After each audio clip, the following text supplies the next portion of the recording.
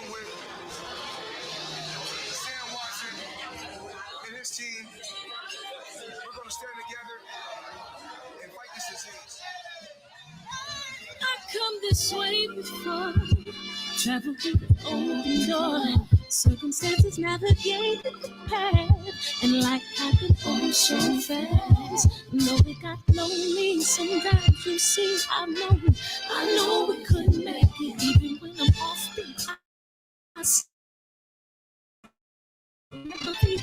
think can check me, cause I know life took a hold on. Never.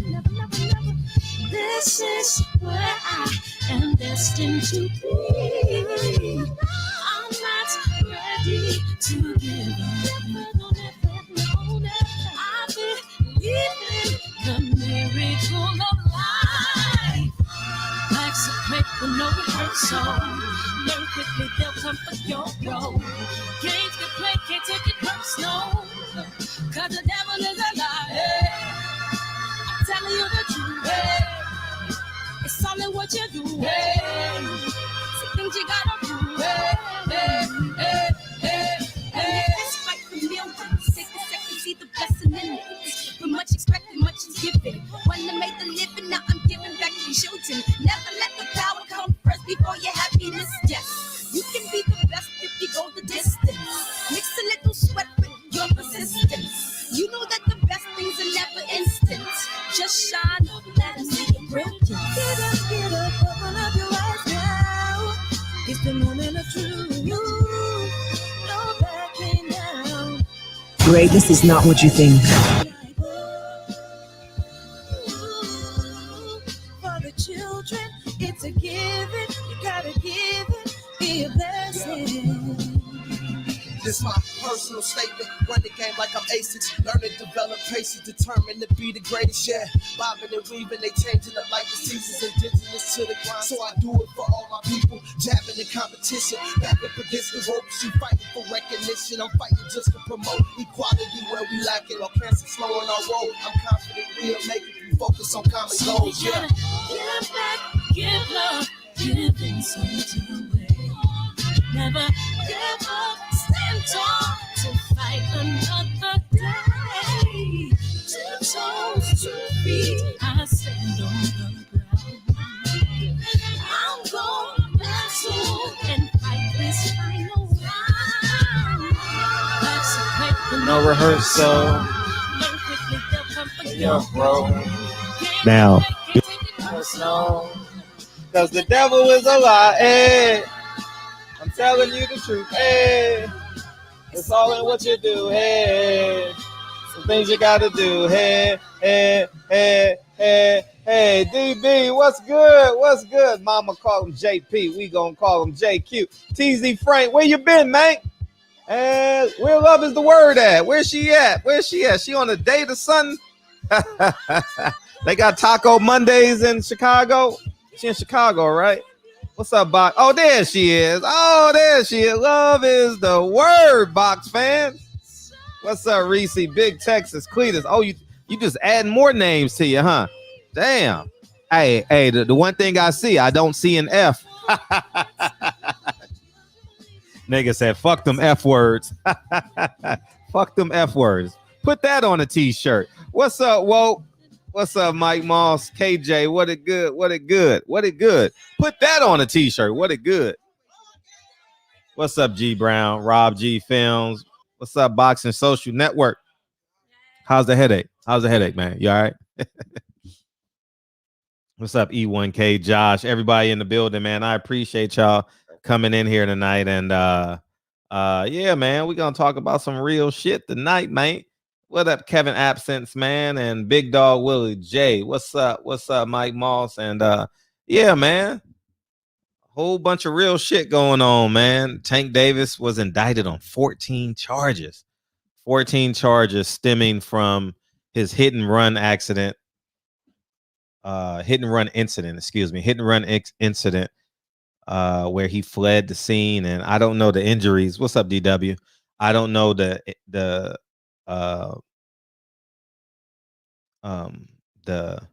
injuries of the other car but we just gonna deal with the accountability. What's up, Jarvis?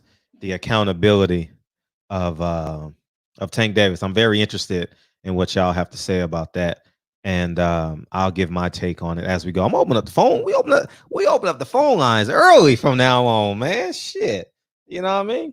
I ain't got to be the first to speak, So, but yeah, man, Chicago was good, man. I was only there half a day. You know what I mean? I got in first thing Saturday. What's today? First thing Sunday. Did the interview, and I was on the plane. So I didn't really ditch. So beautiful. The landscape is beautiful out there. My heavens. Hey, my heavens, man. It is the water. Oh man. I can imagine like in the late spring before the summer, before it gets extremely hot. Chicago's a beautiful place to be, man. You know what I mean? Well, what I saw, I've been hearing about all the killings and stuff, but I didn't go to that part of town, so I don't know too much about that. But from what I saw, Chicago is beautiful, man. And I don't know about the cost. I didn't buy anything but food, so I don't know. I didn't walk into a store, so I don't know what the prices are or anything like that. But um, just looking at it, man, beautiful, beautiful, beautiful, beautiful city. What part of town was I in? Is that I don't even know. Hey, love is the word. What part of town is that? Is that considered uh what part of town is that? Is that considered downtown Chicago? South side? I heard of the south side, north side. I was on the south side, right? Because my address had an S on it, right? So I was a part of the south side. But yeah, man. It's like I said, oh man. So I don't know, man. Yeah, NBA YoungBoy just got caught up with the feds. What'd he do? I just saw it on my timeline. I don't know. Oh, it's called Downtown. Oh, it's Downtown. 63rd. I was on 63rd. Is that what it's called? Is that section called 63rd? Mm. I don't know, but anyways, it worked. It worked his way out. So I I'm I I'm gonna go back at some point. Maybe I'll go back for like a boxing match, or if the Bulls are playing back-to-back games on 2 nights, I'll just fly there just to go to the Bulls games. Or I've never been to Wrigley Field. Let me oh 60 oh 63rd is the Rainbow Coalition. It was not 64th, Fred. Looking closer to downtown. 63rd or 6. I don't know what y'all talking about in the chat. 63rd, 64th. I'll tell you where I was. I'll tell you the address. I was at the Hilton on the oh shit. On 11th Street. I'll tell you right now. Let me go to my Lyft app and I'll tell you exactly where I were and you guys tell me.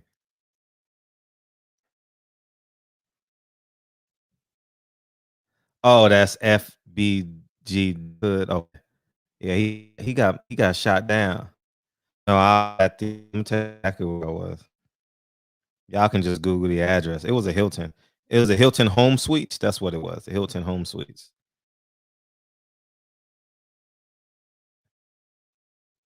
Damn. I don't know where it's at, but it's in here somewhere. Oh, it totally changed now because I'm in LA now. So my address has changed. But I believe it was East 50. Oh man, shit. I want y'all to know exactly where I were, but I find that my damn how you check your trips and shit. I don't know. But fuck it. Y'all call in and we'll figure that shit out along the way, man. Let's get into this Tank Davis shit, man. So I no, I don't man, I didn't see nothing. I went from Uber car, hotel to John Ali's place. That's it. I didn't go nothing more, nothing less. I'll be honest, like that's it. I went to Pakistani town because he was Muslim, so we went there to eat. you know. So I should have said what said. Why lie, man? You know, I stayed in $100 room hotel. You know, nothing big. You know, end up having 2 rooms and shit, but that's okay. That's a whole nother story. But yeah. So I don't know if it was a huge McDonald's. I didn't see none of that shit. So your guess is as good as mine. We got. And this is what it feels like. What's popping, man? Hey, you funny. You said he was Muslim. If the person is still alive, then he is a Muslim. Okay, thank you. I appreciate that. Okay, how you feeling today? I'm good, man. I'm good. You smiling? I'm happy. Yeah, I'm happy I did. I feel like I'm doing God's work. What God that is, I don't know. Okay, God's work. All right. Shit, you're working for me. I appreciate you, brother. You know what I mean? Yeah, Tank Davis, man. The best fighter in the world. Tank Davis. I got this little article. I just put this up right here. So first things first, the accident happened the weekend after he beat, or during the week after he beat Leo Santa Cruz. And, you know, I think I heard about it, but I didn't pay much attention. I'm like, all right, you know, the dude, 25 years old, he got a Lamborghini. You know what I mean? He, you know, I didn't know that there were 4 people in the other car. I didn't know that the other car, you know, I didn't know that people got injured and all of that. And I looked at it probably about a month ago, and still didn't pay any attention to it because I'm like, okay, well, if something would have happened, he would have been arrested. Like, things would have popped off by now. But then as I'm looking at this article, I'm like, man, this dude is just, he fucking up. So it says more bad news outside of the ring for lightweight Gervonta Tank Davis, who's just been indicted by a grand jury on 14 different counts of traffic violations, all stemming from a November 5th accident where Gervonta Davis was accused of a hit and run. Among other charges, Davis has been accused of driving on a revoked license and failure to remain at the scene of an accident involving bodily injury. Cameras captured a Lamborghini traveling down Martin Luther King Boulevard, not in Los Angeles, in the DMV, running a red light and crashed into the front passenger side of a Toyota Solara. Gervonta Tank Davis was identified as the driver by witnesses. To make matters worse, videos were gathered of the incident allegedly showed a black Camaro arriving at the scene to aid Tank Davis and fleeing the scene and being sure to first transfer some unnamed items from the Lamborghini to the Camaro before leaving. The 4 occupants of the Toyota Solara were injured as a result of the crash and had to be transferred to the University of Maryland Shock Trauma. And let's see, it says David 26 last fought in November, knocking out Leo Santa Cruz in a highlight reel. If indicted on all charges, Davis will be facing up to 7 years in prison. Wow. Sheesh. Wow. Woo. Man, listen. Woo-hoo. And let me tell you, you know, as they said on the Tupac old song, every other city we go, or a Snoop song. Who was that? Anyway, a few days after everybody caught wind of it, 2 or 3 days later, he posted something on Twitter of him getting into a brand new Lamborghini, as to say, I crashed that one.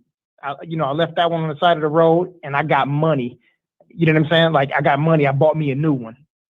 And like, sometimes people do things, and listen, you flossing for everybody on the gram and flossing for people on the internet.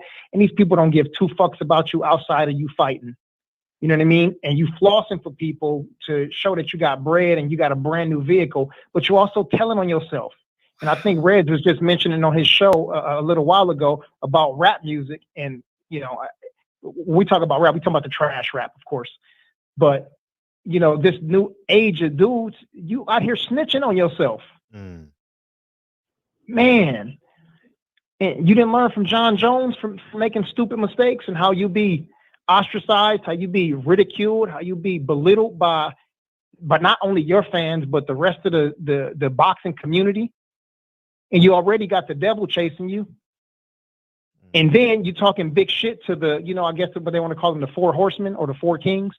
You got 3 other dudes who are going to use every opportunity, probably not Dev, but the other 2 dudes, they'll probably use every little thing that they can to make you seem like a piece of shit so that people could hate you and make you the bad guy, but also that will be their way of subtly ducking the fight. But, you know, you throwing wood in the fire of stupidity.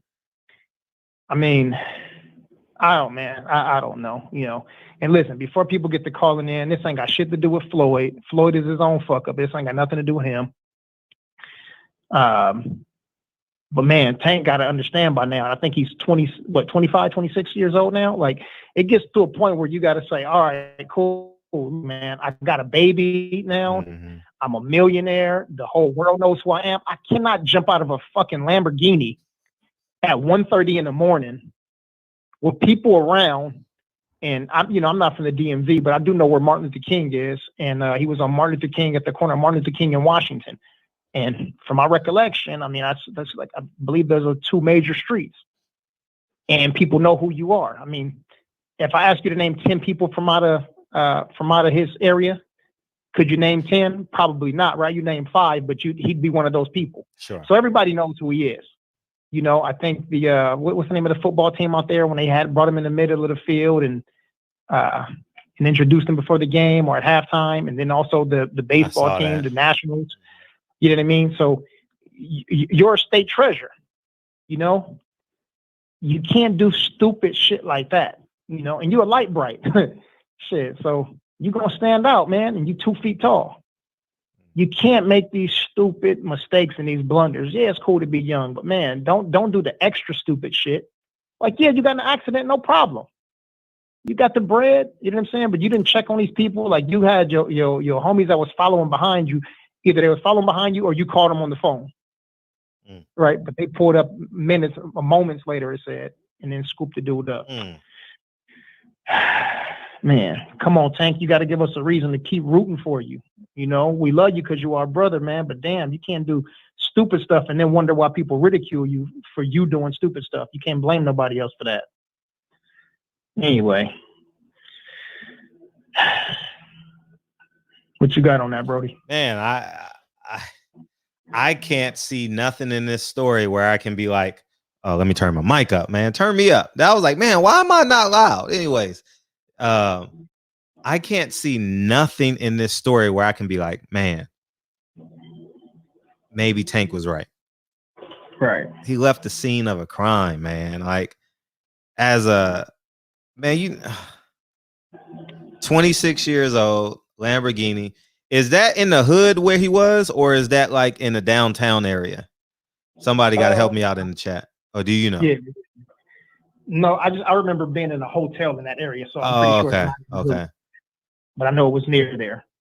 Yes, MLK is a big street, but is that D? Is that a big street or what? I mean, big street, but is that downtown or in the hood where he's at? Well, we all know that Martin Luther King's definitely going to run through the hood. Yeah, because Jay-Z's good on any MLK Boulevard, you know. But I don't see where I can root. It's downtown. Thank you. I don't. So he was probably coming from a club or something. So I can't see. Yeah. Oh, he was. Okay. So I can't see nothing right about the situation because he had no regards for the other person's life. Yeah. You know. Yeah. Go ahead. No, DJ just sent a super chat in. DJ, shout out to DJ with the $5 holler. He said Tank should have had a driver or a fall guy. You got too much to lose and to risk it all because you want to flex in a Lambo. And well, he couldn't have a fall guy or anything because the cameras caught the vehicle. Same way how they had when EJ got in his car accident where his car flipped over and they got cameras from the local businesses. The same thing happened. So 2 cameras caught what happened with Tank. You know what I'm saying? So they seen him get out on foot and then run to the corner, and his boy pulled up, saw that he already got out of his car, and then pulled to the corner and then scooped him up. Right. And then, it's asinine shit. Pound for pound, sports and entertainment. Floyd should shine handy after the zone deal is up. Shit, what Floyd gonna do? Floyd is an egomaniac. Hey, what he gonna do for Devin? Hey, say come promote your fight at my fight. What he gonna say? What he gonna say? Appreciate you, DJ. He just read it. But yeah, man, I live life assuming I'm being recorded.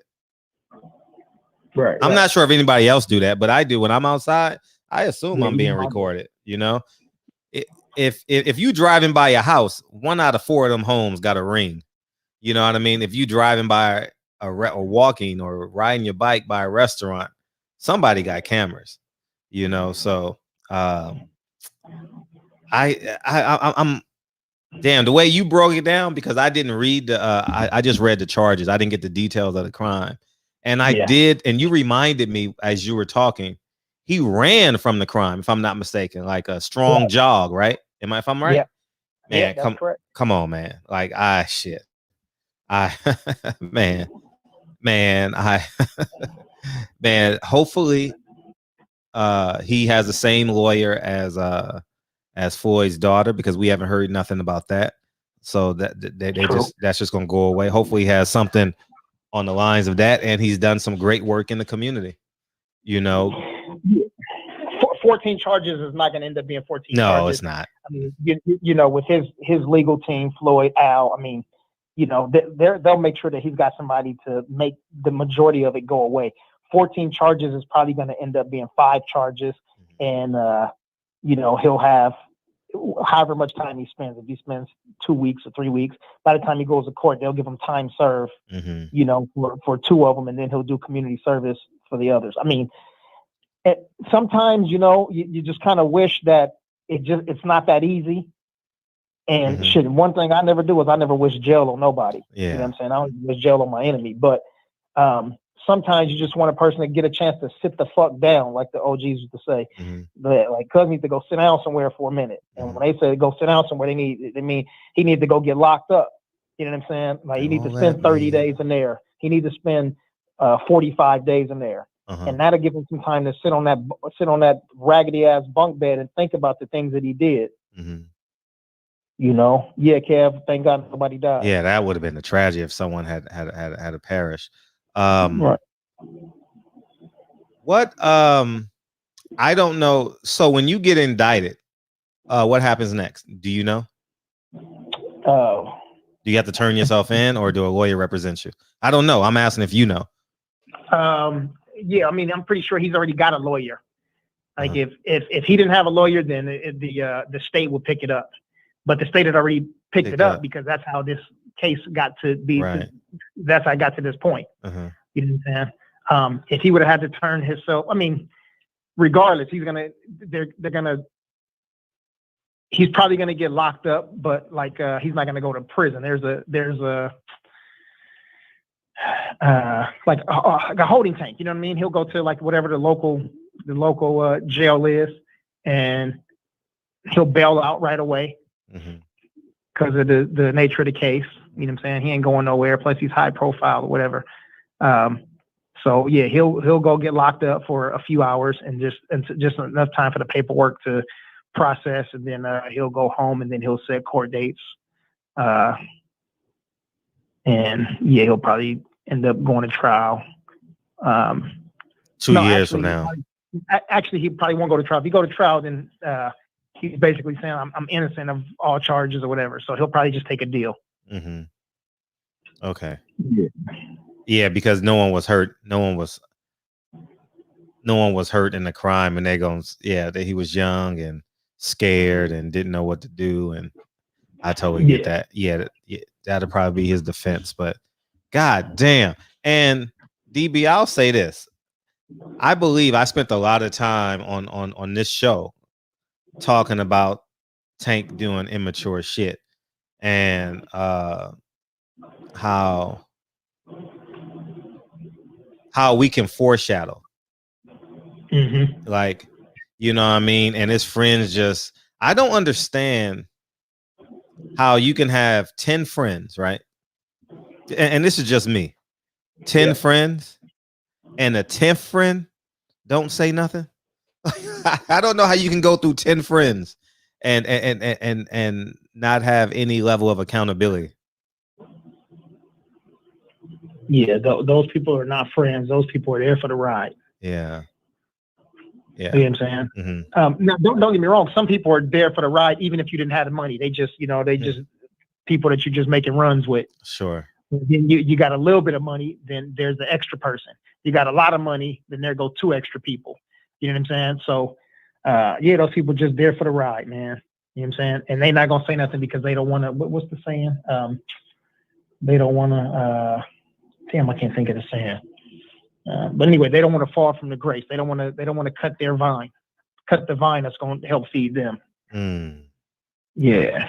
Right. DJ back again. Appreciate you, DJ, man. You and the family, man. What's up? There's no coincidence that the two major fighters, Floyd and Big Head Big Head Ellerby, there we go, has represented are consistently having legal troubles with their mentor. What do you think? It's the apple or the tree? Well, I would say what came first, the chicken or the egg? The same thing. Yeah, the apple or the tree. Listen, when it's the tree until the apple is a ripe apple. He old enough to know. He's ripe. He's 26 and rich and all over the world. I mean, how much leniency are you gonna give the dude? Yeah. So those are the things. So when when people say hate, and we start talking like a couple of weeks ago, he was talking to Dev, or no, can't remember. He was talking to one of the other three, but he was showing, he pulled out, he was like, I got $90,000 cash, stupid. This is a brand new car I paid for, stupid. Do you remember that post he had? I remember you coming on saying stupid though. I remember that, but go ahead, elaborate. So he did that, but those little things like that, where you flossing and you showing this money, and that becomes who you are. So you just become a pompous asshole, not just to people who, not just to everybody, but even to your own fans. They start looking and going, damn, this is the part where I kind of part ways with this dude in terms of what he does outside of the ring. Right. Love to see him fight. Love to see him get in there and knock people's heads off. But outside of that, like, you ain't learned. Shit, fuck John Jones. Shit, you ain't learned from Mike Tyson. Yeah. He sat on the live with you and told you. He said, go fight those other three dudes and stay out of trouble. They don't got to be your friends. Make them your business partners. Right. Told them to stay out of trouble. Well, maybe this will be the turning point, though. And of course, when this shit comes up, and he is who he is at this point, man. You know, I mean, he just got to have. I mean, he's gonna get better, obviously, because he's gonna slow down as he gets older. But I mean, money only, like, what's the word when you shed a light on something? It only illuminate. Oh, nice word. Illuminates. It only illuminates who you are. You know, and I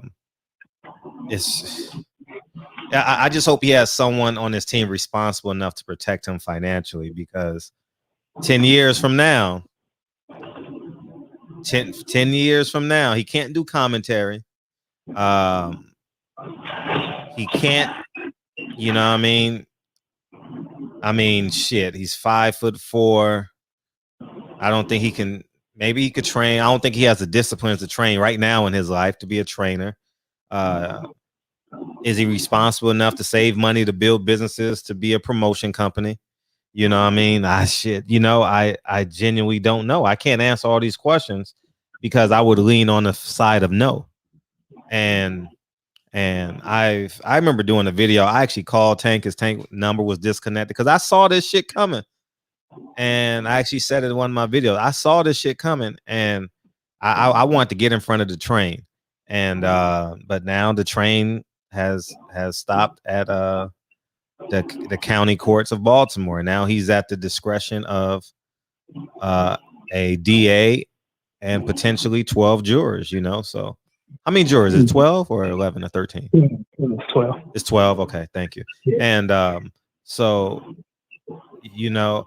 And see, here's where I come from. If I can't say, oh, it's okay, Tank, for a couple of reasons. And one being a major, it impacted other people's lives. You know, like one person went to the hospital. They had to, and at the very least, it inconvenienced another person's life. So I can't pat Tank on the back and say it's okay, and not honor the victims. So I think he has to be. I don't know I don't know Tank's mindset, man. I don't know. I genuinely don't know. I don't. It's all on him because he got everything he's wanted out of life. He got the money, he got the cars, he got the girls, he got the fame, he got the world championship. Everything he's asked for as a fighter has come true before the age of 25. And Right. and us as working class civilians who work for a living, all we want to do is stop at a red light, go at a green light, pay our taxes, honor our religious if we have religion preferences, and take care of our family, you know? And he infringed upon those rights of a normal human being coming from where they were coming from. You know, so I can't look at Tank and be like, oh, it's okay, you gonna make it. And I think if you do that, weed becomes cocaine becomes meth, and then after meth there's death. I don't know, but I'm just saying you can't enable him. Do not enable him at this point. Hold your ground, be a man or a woman, and hold him accountable. And however you hold him accountable, if you know Tank, hold him accountable. Do not let him off the hook and be like, oh, it's okay, you gonna do it, yada yada yada. No, hold him accountable, because it looks like there's a lack of accountability. And how I know it's a lack of accountability, the nigga did 20 rounds of sparring in Atlanta. I'm gonna keep it real with you. If I ever manage a fighter that does 20 rounds of sparring, I don't care if you 1-0 or 25-0 as a world champion. You do 20 rounds of sparring, I'm gonna have some structure where you paying me a hefty fine as your manager or promoter, or everything has to be overseen by me, because obviously you can't make sound decisions by yourself. Right. Ain't none of my fighters would spar 20 rounds. Especially in the position that he's in. No, yeah, even so. But I mean, yeah, I mean, knowing you got a fight date this summer and you're gonna get millions of dollars, and you know, so I'm the ultimate accountability guy. You know, like if you know any part of my life, yes, I did it. No, I didn't. My fault, my bad.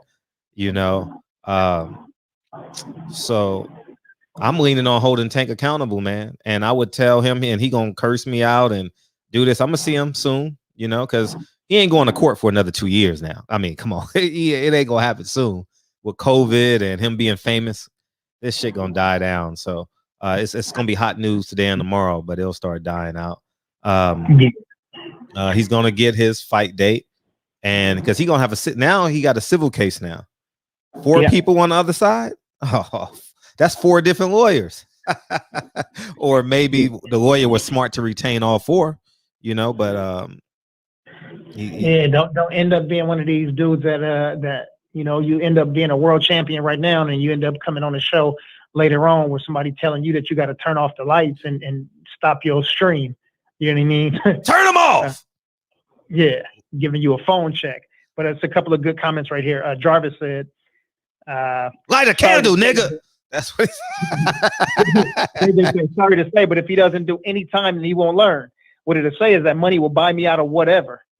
True. And that's a part of what I was saying. Pound for Pound Sports Entertainment. Oh, did he change his name? They changed it. It was Pound for Pound Sports. Yeah. Anyway, Tank thinks he's untouchable. And then DJ back in the super chat. Shout out to DJ with the $5 holler. He said, it's fruit from the same poisonous tree, guys. These guys are adults, but money don't change you. It makes you more of what you really are. Right. No, you're absolutely right. It does, and you can actually see it in the guests, because many of our guests are multi-millionaires, you know, and you can see their character whether you like it or don't like it. I'm not pinpointing one. I'm just saying everyone as a group, you know, they're rather successful, famous or not, they're successful. But When is the wake up? Who is the wake up call, or who is going to be the wake up call to tell these damn athletes like you're not invincible? And then if you got listen, he has the best and worst of both worlds, and I'm using those terms intentionally because you got Al Heyman on one side, you got Floyd Mayweather on the other side of the bridge, right? I mean, and then you got Adrian Broner somewhere in the mix, you know. Man, you got so many examples of what not to do, and Al Heyman seems like, from what I hear, a very conservative man socially. You know, is very responsible, you know. And then you got Floyd, who lives a very public life and has had some legal troubles in the past. They left about 30 days in jail, 27, I think. And then you have Adrian Broner, you know, who's man, I don't know where that train gonna stop at. Wait, you said Al? I said you say Al Heyman? Oh, my bad. What'd I say? Grandmama, there they go hating on Al again. Yeah, there they go hating on Al. I actually gave him a compliment because from what I hear, Al was a very responsible man. He has a healthy diet, and he's very conservative, you know. So, and then you got Floyd on the other side, and you got Adrian Broner, who's just like a transient somewhere in between, mentally, spiritually, physically, you know. So, he's had enough examples. So I just wish I could have got, you know, like, I mean, he is who he is, man. He just look at us as like YouTubers and shit. So what the hell? Yeah. But I genuinely care for him though, because he reminds me of a student. He reminded me of a student I used to teach, you know, like all these rambunctious hood kids, and I'm a rambunctious hood kid as well. I just didn't commit crimes, you know. But I think that it looks like it's not going to end well right now, and it's on him. So what happens tomorrow with Tank? So what happens tomorrow? If anybody knows in the chat, if anybody nothing happens?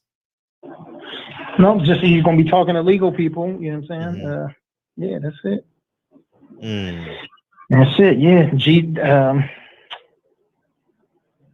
Yeah, I mean, JJ said it, man. You know what I mean? Like he's there's got to be a consequence. Otherwise, at this age, pound for pound, and DJ both said it. If he does no time, he really believes that he is above the law. Right. And that's the thing that we don't need for him to do. Right. Like he needs to come out first off, because people are going to ask for this, and he needs to do this before the judge asks him to. He needs to make a public apology. Not I'm sorry I let my fans down. No, fuck the fans. You need to be apologizing to that family. Facts. And you need to call that family and say, you know what, I did something I shouldn't have done. You know, what can I do? You know, I would have been did that shit. Oh, right. Well, yeah, but you know, he got no. I don't know. I mean, who knows? Who knows? As a matter of fact, I would have hit them. And excuse me, I would have hit them. Like, assuming I hit somebody, I'm mediating that shit all on my own right then and there. Like, everybody okay? Where you at? You need any attention? Like, it's just a car accident. It's just their car was totaled, by the way. Who? Their car was totaled, by the way. Yeah, that definitely scared the shit out of him. And I don't mean to say it's just a car accident. What I am suggesting is it wasn't like a okay corral, because I know deaths happen in car accidents, but it's from my mindset, I would go, it's just let's fix it right here and there, because the 4 people survived. You know, only 1 person went to the hospital. So I mean, count your lucky stars. You know, so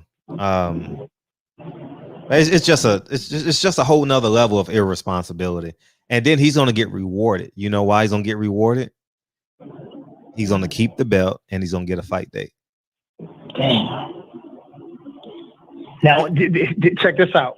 So when John Jones over in MMA, when he did his whole hit and run thing and had his car accident, he was stripped of the title. You know what I'm saying? But we got so much happening. 4, 5 sanctioning bodies, 4 other smaller sanctioning bodies, and just so many people involved in boxing. But yeah, if they took his fucking title and said, you suspended for a year or whatever, right? And I'm not wishing that on him. I'm just saying if there was some sort of consequence, if there's some repercussions, then it will give him some time to sit down and say, hey, get your shit together, young man. Truest words spoken. And someone got to speak to him from the victim's perspective. I already know it's not people. It's okay. You're gonna be all right, because no one has the courage to look another man in the eye and say you made a mistake, dog. No, I don't know how you can pacify another man. The worst thing another man can do is what 99.9% out of the chances knock you out. Come on, man. I don't know how you cannot be accountable for another man. Well, I don't know. No one should be talking about Tank Davis chain card, wins his next fight. This needs to be taken care of as soon as possible. I mean, not taken care of, but hold them to man standards. Not you being a man fan journalist. You get what I'm saying? Every journalist gonna say, right. People gonna ask him, who you fighting next? Huh? He shouldn't be fighting. What are you talking about? Who you fight next? I'm not buying the pay-per-view anyway because of what Leonard Ellaby said, but I damn sure ain't an advocate. And I'm saying it's just as a man. I'm not, y'all can go black, pro-black, whatever, just as a man. Matter of fact, I should have Dre call in about 15 years ago. I'm gonna tell you guys a story. I'm a cold call Dre and I'm gonna have her tell this story at some point. It could be tonight because she don't know. But anyways, some dude hit Dre.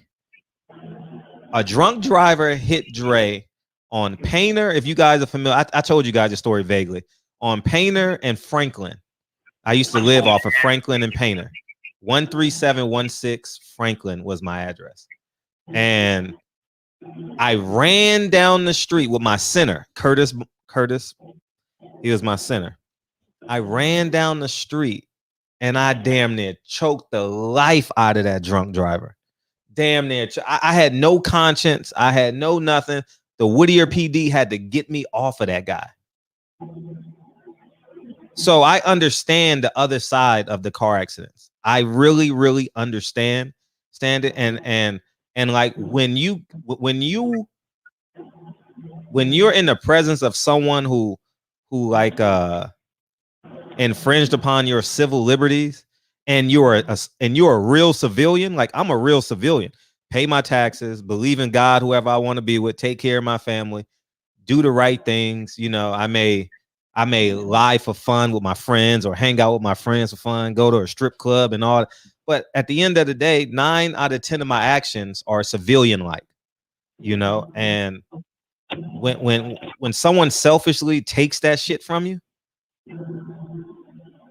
no, it's not, thank God nothing happened, but at the end of the day, it's just disgusting, man, So go ahead. No, Kenlon, I was looking at some of the chats. Kenlon Jones said he needs a real mentor. Maybe Ray Lewis can get a hold of him or something. But they're both, shit, they're both in the same city. Well, yeah, not Ray. I understand what you mean, but definitely not. Oh man, I know you talk about zip code wise, right? Yeah, but for many reasons, not that. Yeah, not that cone.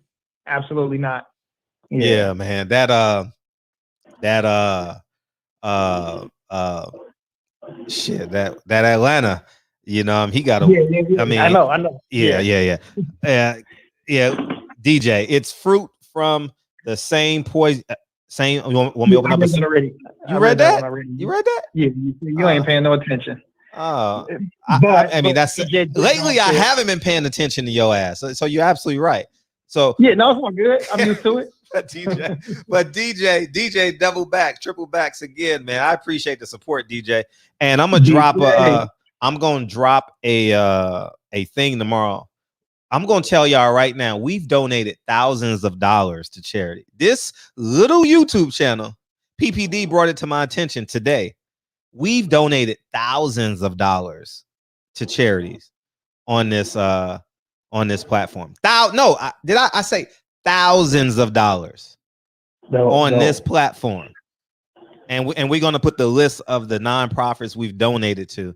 I'll probably drop that tomorrow. So I just want y'all to know when people say, I know I'm running, this is a for-profit business now. I'm not going to tell y'all it ain't, but I want y'all to know we are literally doing a hell of a job. So y'all know where y'all super chats go and stuff like that. So DJ says, go ahead. I'm sorry. No, I said put this on your resume that you work with Silent Heroes and donated to these donated time or funds to these organizations. You're right. You're absolutely right. Tank needs to own it and not make it excuses for his actions. John Jones also paid for the lady's medical expenses and bought her a new car. Judge took that into account and he got probation. I'm telling you, I would have mitigated that ASAP, DJ. I mean, ASAP. Like, it wouldn't even been like, I mean, not even a question. I mean, it would have happened so fast. You know what I mean? Like, it would have happened so fast. Like, I'm the next day. 15,000 for that car.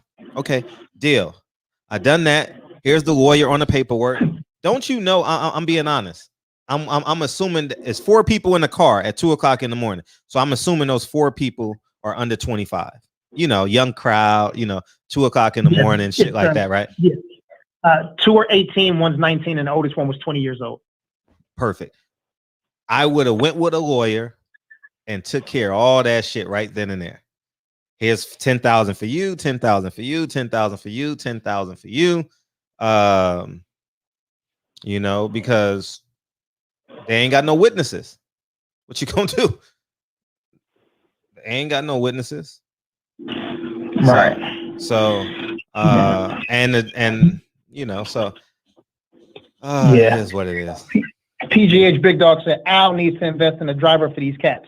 No, these dudes, they get paid, man. Al does what he needs to do, but these dudes, it's up to them. Like, he has a car that's worth $250,000. Think about this for a second. Right. He has a car that's worth $250,000.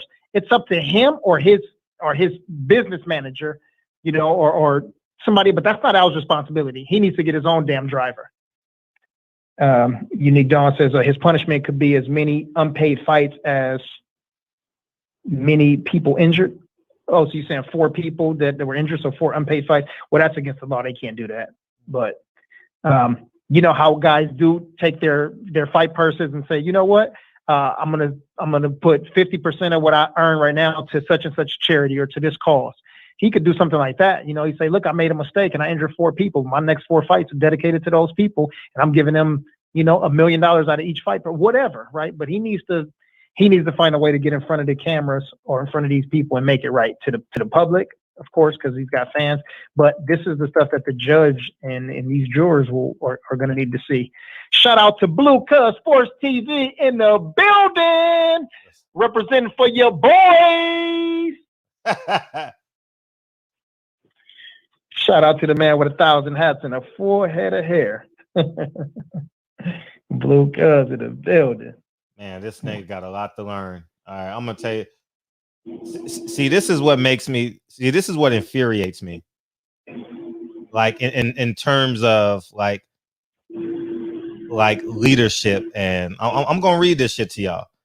I don't give a fuck where you come from. I would assume like this would like. So Tank Davis' last 3 tweets: eat a dick, fat boy. Speak no evil, see no evil, hear no evil. And someone says, free Tank Davis. He says, I'm playing 2K, relax, 9 minutes ago. See? Nah, I'm having no pity on this guy. I'm having no pity for him. I'm having no pity. Eat a dick, fat guy. Eat a dick. I mean, I don't give a fuck who you are. You got to take it.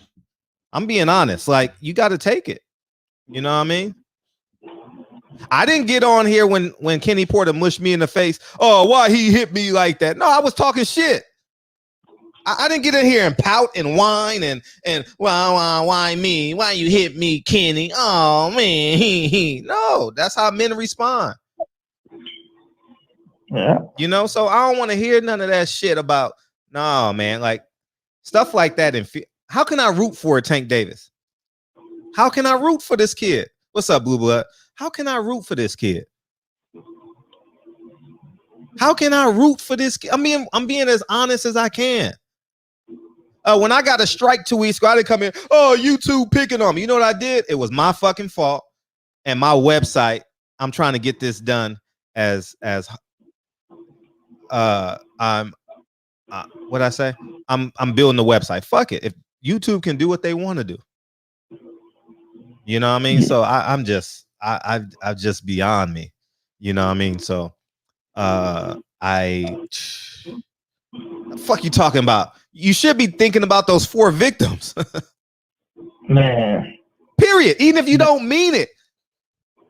Yeah, that arrogance right there. I'm playing 2K. And no self-awareness. No awareness. I'm playing 2K. Huh? I would have said, man, I mean, I would have named them. I would have named their names. You know what I mean? You know what I mean? So, you know what I'm saying? It don't matter if it's Trump platform. It don't matter if it's YouTube. It don't matter. It's all owned by one person. You're a oppressor, nigga. So what the fuck's the difference? So anyways, as I digress, I just think that Tank needs, I can't root for a kid like that.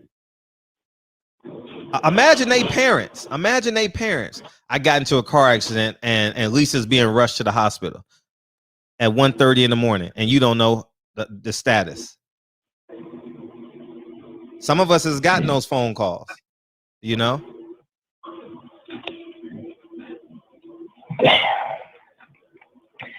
Yeah, that's crazy that you just saw that right now. That's yeah, someone just sent it to me. Shout out to Jaquan. Jaquan just sent that to me in the DM. Man, it's disgusting, man. It's disgusting. And you know what they gonna say? Fred hating on Tank. Yeah. Huh? I'm one of the most accountable guys on YouTube. What are you talking about? That do this shit for real. I live like how I talk to y'all. Like I ain't no motherfucking ha ha ha. No, that man, I'm accountable to me. And so nigga said I'm playing relax. I'm playing 2K. Nigga, 4 kids you just man. How can I root for Tank Davis for real? Because those 4 people in the car was probably black. Martin Luther King Boulevard. There you go. So I mean, man, come on, man. Oh, you handling the brother while he's down. What the fuck he care? He playing 2K. Fuck you. He ain't down. He playing 2K. He chilling. Yeah. Nigga, you would have saw me first thing tomorrow morning painting walls in Baltimore, or man, I'm telling you, the first place I would have been is the Boys and Girls Club of America. That's probably the most popular one. YMCA. Man, that's funny because that's exactly what John Jones did. Shit, I'm telling you, that you would have saw me first thing in the morning at the Boys and Girls Club with my whole team with Boys and Girls Club shirts on, and oh man, instantly, no brainer. So, man. Yeah, I mean, it may work to his benefit that those 4 kids were in his core fan base age, you know, so it may work to his advantage, you know. Man, it's Easter too. Oh, I would have had my Bible and I would have been reading scriptures and shit. Oh, you kidding me? Oh, man. Everybody else does it. Amazing grace. Would have been had a lot of grace. How sweet. Pastor Usher Deacon 305 walking me in. Had saved a wretch. Yeah, like me. Mm-hmm. Yeah, yeah. Yeah, Reggie, where you at, man? I want to hear from Reg. I want to hear. You want me to open up a new phone line? I want Blue call in. Yeah, I want to hear. Hear some people, man. Okay. And some of the family that came in late didn't get their shout outs. Shout out Brian G, Jay Gibson, D Wills, P Good, Hustler Slam, my cousin Tremaine Callahan, Eric R. Yeah, shout out to the family. But yeah, get some calls, man. I want to hear what y'all got to say. I already, you know, that will be gonna say no comment. You can't say no comment. Now you better put that nigga in the motherfucking nonprofit working As a matter of fact, Floyd and Ellaby. That's his hometown. They all need to be in Baltimore tomorrow or this weekend working. Community service hours. Man, I mean, the other people do it every time. Every time they donate. You know what Gucci did? They donated to a black college or a black somebody, or created this forum for black people, or they do it all the time, and it works all the time.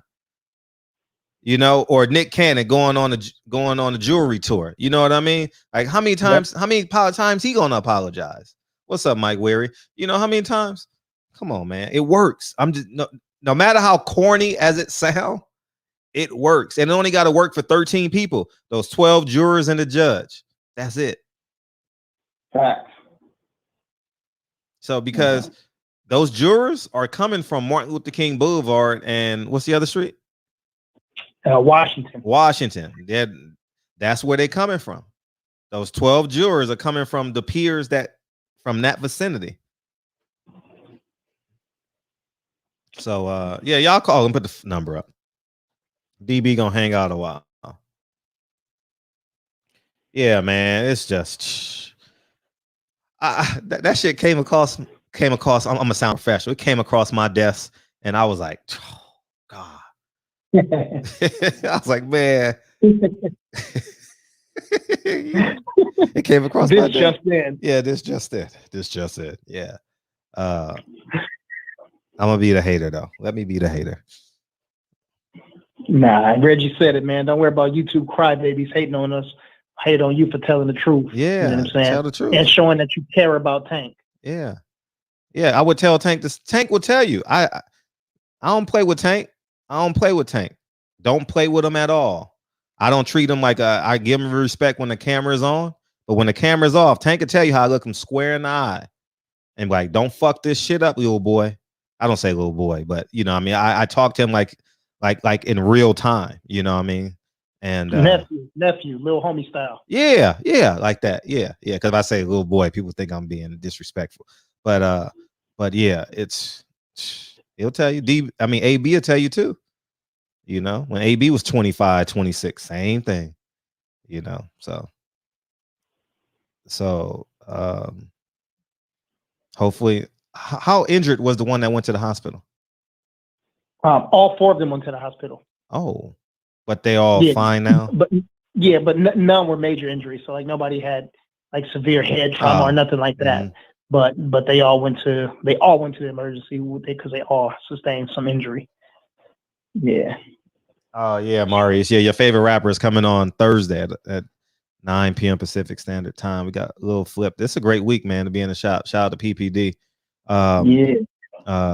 Yeah, man. It's yeah. So I Dave Jack. How come nobody calling in? Y'all need the beam in or what? All right, let's do the beam ins then. I know H Money want to beam in. I already know he gonna. I already know. Oh man. What's up, Fred? It's your boy H Money. You know what I mean? You know what I'm saying? Like, it's a great week for boxing. You know what I mean? Fred, I want to thank you for letting me get on. You know what I'm saying? Because you gave me a chance. You know what I'm saying? So salute to my Aki DB. What up, Aki? You know what I'm saying? Lolo Harris.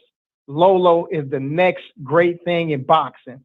And hey, Fred, you know what I'm saying? Because you like to keep it real. They could be set me up. Oh man, he the type of nigga that say, hey, how your kids doing? It's three bad ones with fat booties. Hey, Fred, how your kids doing? What are you talking about? What are you talking about? Maybe I can get it in and maybe I can rob the bank in 3 minutes. Nigga, maybe we won't even need to get that far. And you ask, hey, hold up, slow down. All right. Let me take it. Let me say what needs to be said. All right, to get this deal done. All right, we ain't making no lifelong commitments, nigga. Slow down, homie. Slow down. We got 256. Then we got H Money, man. What's up, 256? What's up, 256? What's up, man? It's your boy DJ on the line. Hey, what's up? How you? DJ, what up, DJ? What's up, DB? Oh, hey, man, it's fight week. It's fight week, baby. I'm excited about it, boy. Who's fighting? I'm more excited for this one. Still. And new heavyweight champion of the world, Francis, the Predator Ngannou. Oh, he's Can't fighting. wait for it. And still, you know what I'm talking? And still, the undisputed heavyweight champion of the world, Stipe Miocic. Okay, man. Francis Neanderthal. got to get him out of there in the first round, DB. If he don't, it's over with. Okay, we're gonna see. I can't wait. We boy. gonna see. And we gotta do at least a gentleman's bet. Shit, 100 push-ups or something. 100 push-ups. Damn. Okay, what you would do? What, like 250 or something? 250. Man, listen. If I wasn't rolling at the gym, bro, I'd be a legit 300 again. I'm not doing no damn push-up.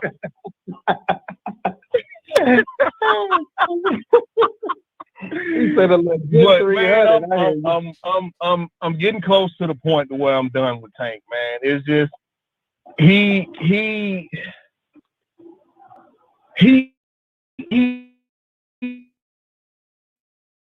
not to learn, just like Adrian Broner didn't learn. He still hasn't learned, in the man in his 30s with 5, 6 kids, and he still hadn't learned. Tank is going down that same road, and he don't see it, man. And I'm getting to the point to where I was with AB. Tank at this point, he can't lose. I believe if he loses, it'll destroy him. Because at this point, that's all the mystique that he has left. He's an undefeated power puncher, boxer, but he's only, like y'all said about old Mighty Duck Crawford, he's only beating up immigrants, man. And they're gonna find him somebody from South America to beat up next. And Leonard Ellaby's gonna put it on. He's gonna try to put it on pay-per-view. Excuse me, Big Head Ellaby is gonna put it on pay-per-view, and some of his closest fans are gonna buy it. I'm not gonna be one of them, because until he fights one of these guys at lightweight, I'm not paying for a damn thing. So I'm just at the point now where I really don't like to give up on people until they're, completely gone. Because I didn't give up on John Jones after everything he went through. I really don't like to give up on these young guys until it gets to a point where I see you not learning anything. And it's gonna take Tank either losing or or having to go sit down for a little while before he learns anything, man. And like y'all said earlier, I think he's at this point now where he feels untouchable. Like, okay, all I got to do is drop a few M's, because there's going to be 4 civil cases after this, after the criminal proceedings over. Even after he has to pay a lawyer to probably get him on probation, he's going to pay thousands of dollars for a lawyer just so he can get probation, only to have to turn around and get that same lawyer again to litigate 4 separate civil cases. Fred, I believe this is going to go on for the next 4 years. So I don't think Tank will be over this situation until he's in his 30s. And by that time, will he even still be fighting?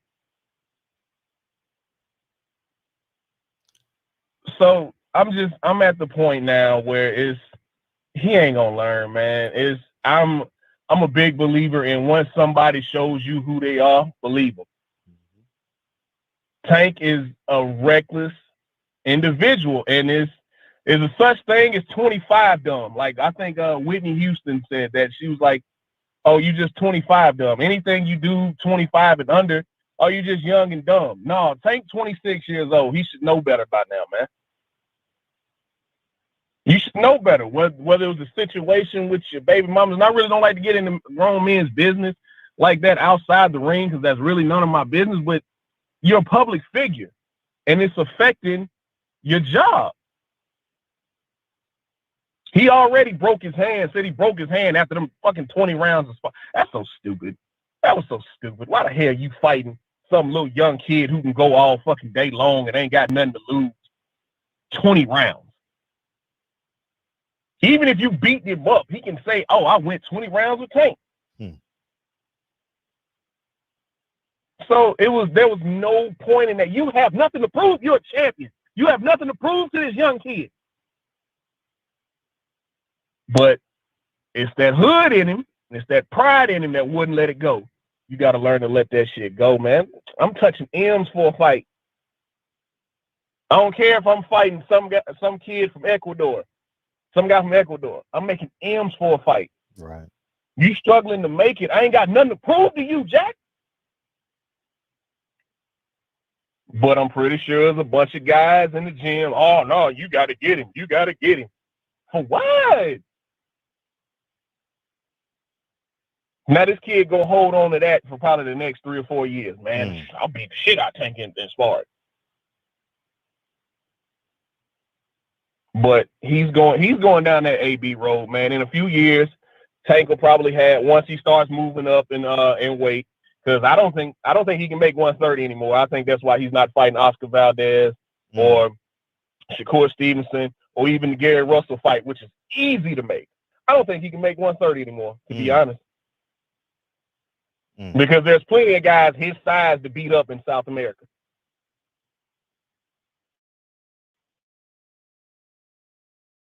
And like I said before when I called in, I don't think he can make that weight, and I don't believe that Big Head Ellaby believes he can beat any of those guys at 135, including Ryan Garcia. I think he knocks Ryan Garcia out, but I don't think those guys believe he can beat Tio or Devin. So let's just skip 135 and go up to 140. Wait, what? What? Was that confirmed, by the way? Or is that, I'm still waiting on this big announcement for his fight in June, by the way. Shit, I don't even know if it was a big fight announcement. Maybe it was just a big announcement to say, I'm going to be going away for a while. Who knows? Maybe. Boy. Maybe he was going to give an announcement that says he was going to take some time to reflect. Yeah. Reflect on what? Yeah. But yeah, this is all out of love, man. We've been rooting for him. Shit, he done already had 3 other cases before, which they started to bring up, of course. Every time these things happen, they say, this is not the first time that Mr. Davis has had a run-in with the law. He's got a case where there was a fight in Baltimore. There was an armed case, and there was a spousal domestic case. Like, they start bringing up all the old stuff. And we've been riding with him through all of the other shit. We can't keep just, brushing it to the side saying, well, we're just going to keep supporting the brother. Man, that's just stupid. You know what I'm saying? Like, if nobody in his camp or nobody close to him is saying, hey, listen, brother, you know what I'm saying? Like, shake yourself out of it. Then he got to hear it from somewhere. So. And Fred, you've been in court enough. You've probably heard this term before. He's a danger to himself and society. So that'll probably come up in these. Has he already been indicted, or they just sent out an indictment? Have they already got a grand jury and all that together? I don't think so. I'm not 100% sure. I'll finish reading the articles and all of the information tonight, and then I can tell you tomorrow. Because if he's indicted, all an indictment means is they got enough to bring charges. Okay. Right. That's all it is. They got enough to take this shit to court and bring charges on you. That's all an indictment means. They present their evidence to a grand jury, and we got enough to put charges on his ass. And I'm pretty sure his previous record is going to come up, because they have to take it into account. I don't care what kind of courtroom you go to. They take your previous record into account. Unless your case was dropped, or the charges were dropped, or you had a conviction vacated or whatever. If you were, arrested, charged, and settled or whatever, they bring that shit up in court. So the words, he's a danger to himself and society, will more than likely come up in these proceedings. And I really hate that for him, man, because he has such a promising career, man, ahead of him. because he's 26. He's only 26 years old. I don't even think he's in his prime yet. And he fucking up, man. Damn it, you make it hard for us to root for you, man. You make it hard. Then people reaching out saying free Tank, and you talking about I'm playing 2K. That shows no remorse. You think those defense attorneys ain't gathering them tweets right now? They screenshotting that shit right now. That's gonna be up in on the big screen in court. Yep. I'm playing 2K. No remorse, Your Honor. He'd do it again, Your Honor. This tells me he'd do it again, Your Honor.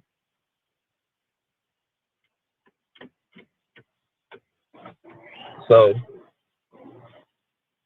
man, oh man. Was man like God almighty. God, man, make it so hard to root for these guys. But I'm gonna get off here, guys. That's my call. I'm gonna continue to support the channel. Thank you, dog. I'll fall back into the chat, man, and all right, fellas. Have a good night. I'll be listening. DB. Yes, sir. And still. And new. Thanks, DJ. Appreciate you, bro. Who's fighting this weekend? Appreciate it. Huh? No, Francis the Predator Ngannou is fighting against Stipe, aka Stipe Miocic. Oh, okay. Yeah. So that's a big fight. We got H Money coming in. Hey, before H, let me read the super chat. What's up, hey, Andre? What's up, Andre? I got all these fucking phone lines open. Okay, 1 second. I got it now. We good now. We'll rock out like that. Let me get to the super chat before H Money yells into this. What's it called? Your headphones. Andre says Calvin needs to go visit Miss Mosby, the Baltimore DA, and work something out. Get those lawyers to adjourn all those court appearances for at least a year. Gotta do something, man. Gotta do something. What's up, H? Oh, this is a dream night for H. What's good? What's good? What's good, Fred? How you feeling? How's my audio? I'm good. Yeah, you good in my snare. For sure, man. Shout outs to Fred. Shout outs to the IKey DB. Shout outs to Blue Bloods in the chat right now. You feel me? Hey, man, I just gotta say this real quick, Fred. I'm disappointed in Gervonta Davis, man.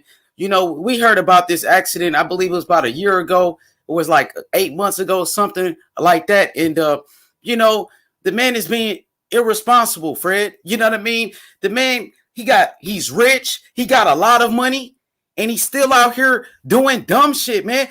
When is he gonna learn from his fucking mistakes? You know, he's in a great position, being with Floyd Mayweather, a champion, making millions of dollars, but he's willing to throw it all away. You know, we seen fighters like Mike Tyson do the same shit, in and out the ring, getting in trouble to the point where he got locked up and he did time in a penitentiary.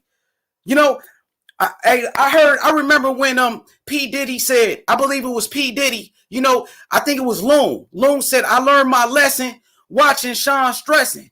You know, that's what Tank should be saying. You should say, I learned my lesson watching Adrian Broner stressing. But you doing the same shit that AB did. You making those same mistakes, man. You know what I mean? And it's time that Tank grows up, Fred. I understand that this brother came from the streets. I understand that, bro. But you're rich. You're rich now, man. You're wealthy. You don't have to make these same mistakes over and over again. When are you gonna learn? I remember when Marvin Hagler, rest in peace, he had 50 fights before he had his first title shot, man. Tank Davis in a great position with Floyd Mayweather. He gets a title shot anytime he wants. But the man is taking boxing for granted. You know, he's disrespecting the sport of boxing, Fred. That's what I'm trying to say. So many fighters would love to be in the position that Tank Davis is in right now. Fighters like Lolo, waiting for his opportunity. Tank, he's in that position, but he's willing to throw it all away. You know what I mean? Now, as far as mentors, he need a mentor, Fred. He needs a big homie to pull him to the side, the same way that you pull me to the side, the same way that Reggie Owens pulls me to the side and corrects me. Who's going to be the man that step up to the plate and correct Tank Davis for his mistakes, man? Who's man enough to tell him, yo, Tank, don't do that shit no more, man? That ain't cool. You don't need to be drinking. You a fighter. You're a boxer. You're an athlete. You're not a rapper. You're not a gang member. You know what I mean? Hey, it's sad, Fred. It's sad. So many fighters in the past went through these same situations, and this brother still hasn't learned, man. So many people that's in his inner circle, like Adrian Broner. Adrian Broner, who been through so much, he should be learning from those mistakes that Earl Spence made. You know, shout out to Earl Spence, rededicated himself to the sport of boxing. You know what I mean? And Earl Spence learned from his mistakes. But, I mean, as far as Tank Davis, man, he's still doing the same dumb shit over and over and over again. Missing weight, being unprofessional. This is why Devin Haney is the leader of the next generation. Because people like Tank Davis, they not dedicated to the sport. Devin Haney, he doesn't smoke. He doesn't drink. He's always in the gym. He's always training. And this is why Devin Haney will beat Tank Davis. This is why Devin Haney, he made Tank Davis quit in a doghouse in front of Floyd Mayweather. This is why Tank Davis is ducking Devin Haney. That's why he's running right now. He don't want no smoke with Devin Haney. So if, I know Tank ain't going to jail for this, Fred.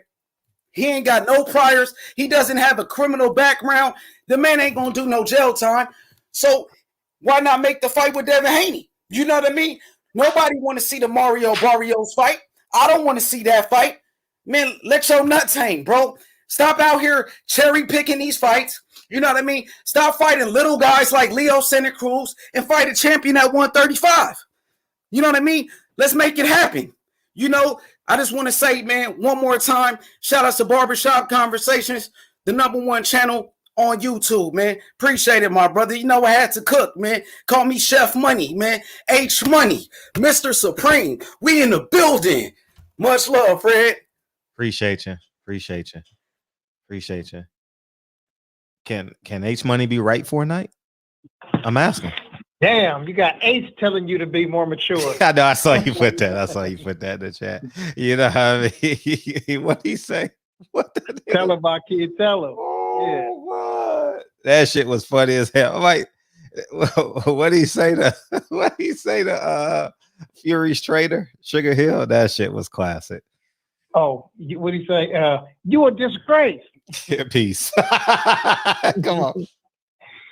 Help me out a little bit. Emmanuel Stewart. Help me. Yeah, you're a disgrace. Help me out a little bit. You know what I mean? Damn. Give me. I mean, like, you know, like. Anyways, man. But we got the headache, man. The headache man is in the building, man. I got a headache. I got a headache so bad that my team got to come into the chat and say I got a headache. You know, even though I'm listening to the show on my phone, I got a headache. What's up, man? The hell's up with that? The boxing section, TBS, Kyle in the building. I cover media. Hey, that should be H Money. Put that as your motherfucking intro. I cover media. Cover media. Oh man, what's going on, Big Fred? Oh, you just waking up now, right? You just waking up, and you know, I mean, yeah, I know you tired. You had a long day. Man, niggas are actors these days. Hey, I rewatched that. Niggas act more than bitches these days. Hey, man, that's. I just remixed the Drake quote. I don't know. Did you catch that, DB? Drake. You know who is that? Drake. He's the best rapper in the world right now. Drake Davis, huh? Drake Davis, the best rapper fighter in the world. Hey, I just rewatched that Freddie Pendleton interview you did.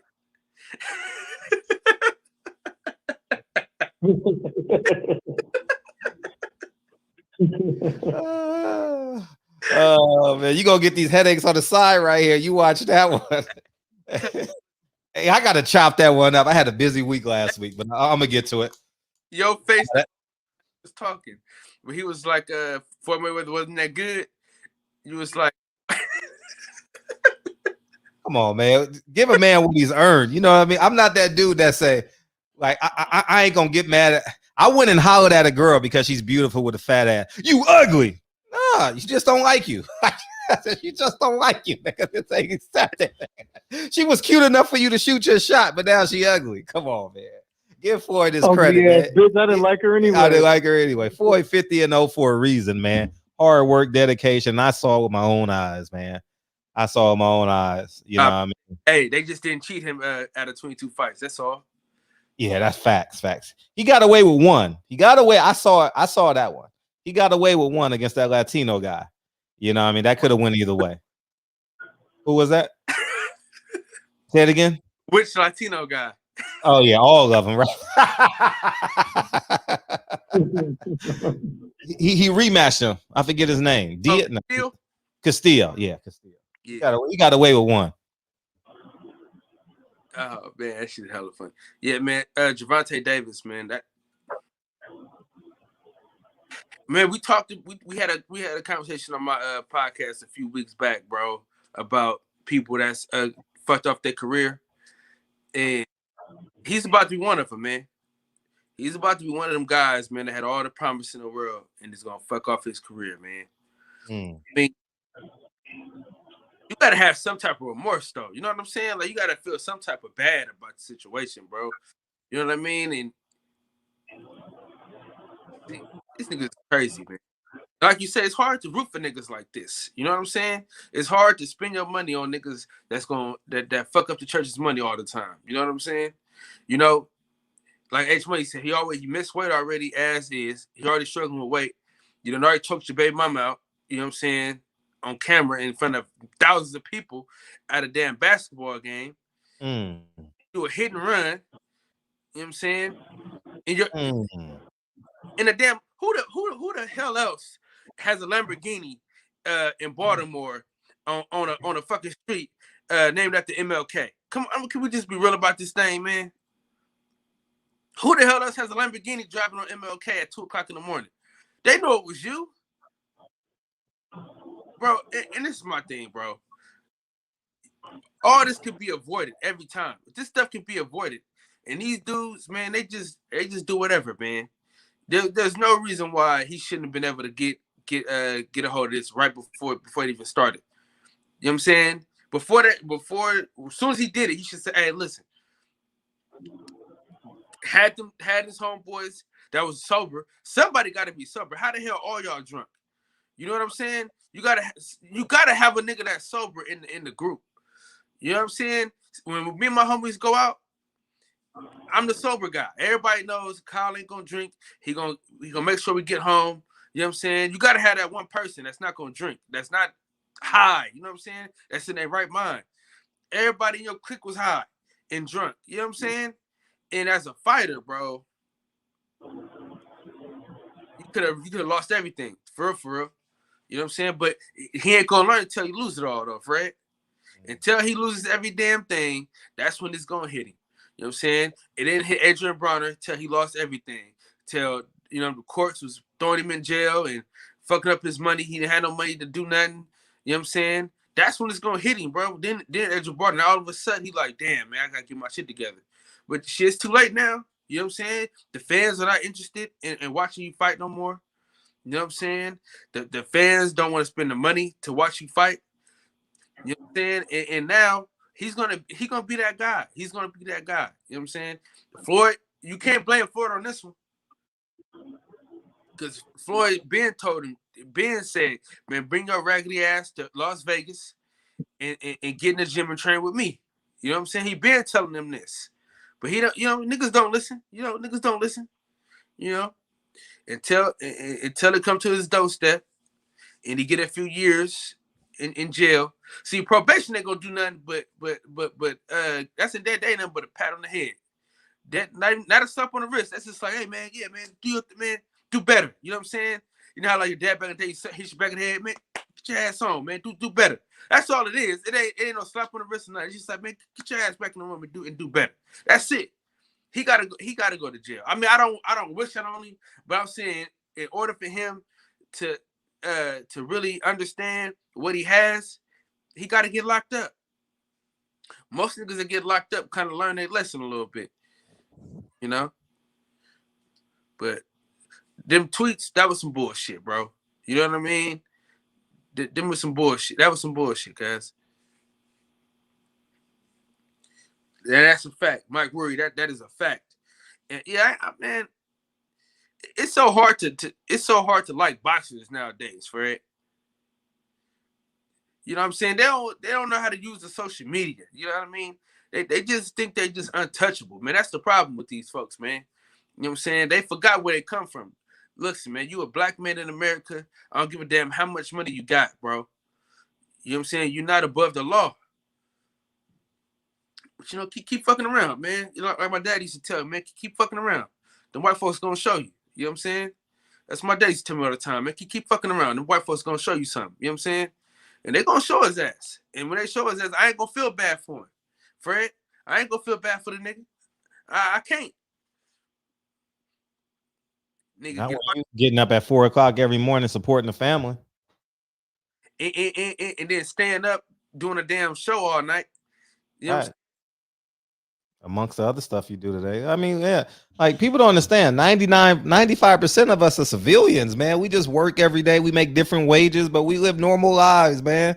We just human beings. Y'all, God has appointed y'all, you know, like leaders of some sort. You know, however, you know, I'll use that term loosely, but popular trendsetters. Like, take pride in that. Value that. So the thing is, and this is the thing that these fighters don't understand. You know what I'm saying? There's fighters out there more talented than you. You know what I mean? That work harder than you, but they didn't get the opportunity that you got. Up air, Sean. Thank you. You know what I'm saying?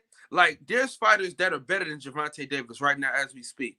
You know what I'm saying? But they didn't run into Adrian Bronner. They didn't run into Adrian Bronner and Adrian Bronner to run them into Floyd. You know what I'm saying? So that's the thing about it, man. They don't understand that, like, everybody don't get them opportunities, man. And they just fuck it over. You know, he gonna fuck it off. You know what I'm saying? He gonna be in that same list of fighters that we talked about on my show that night.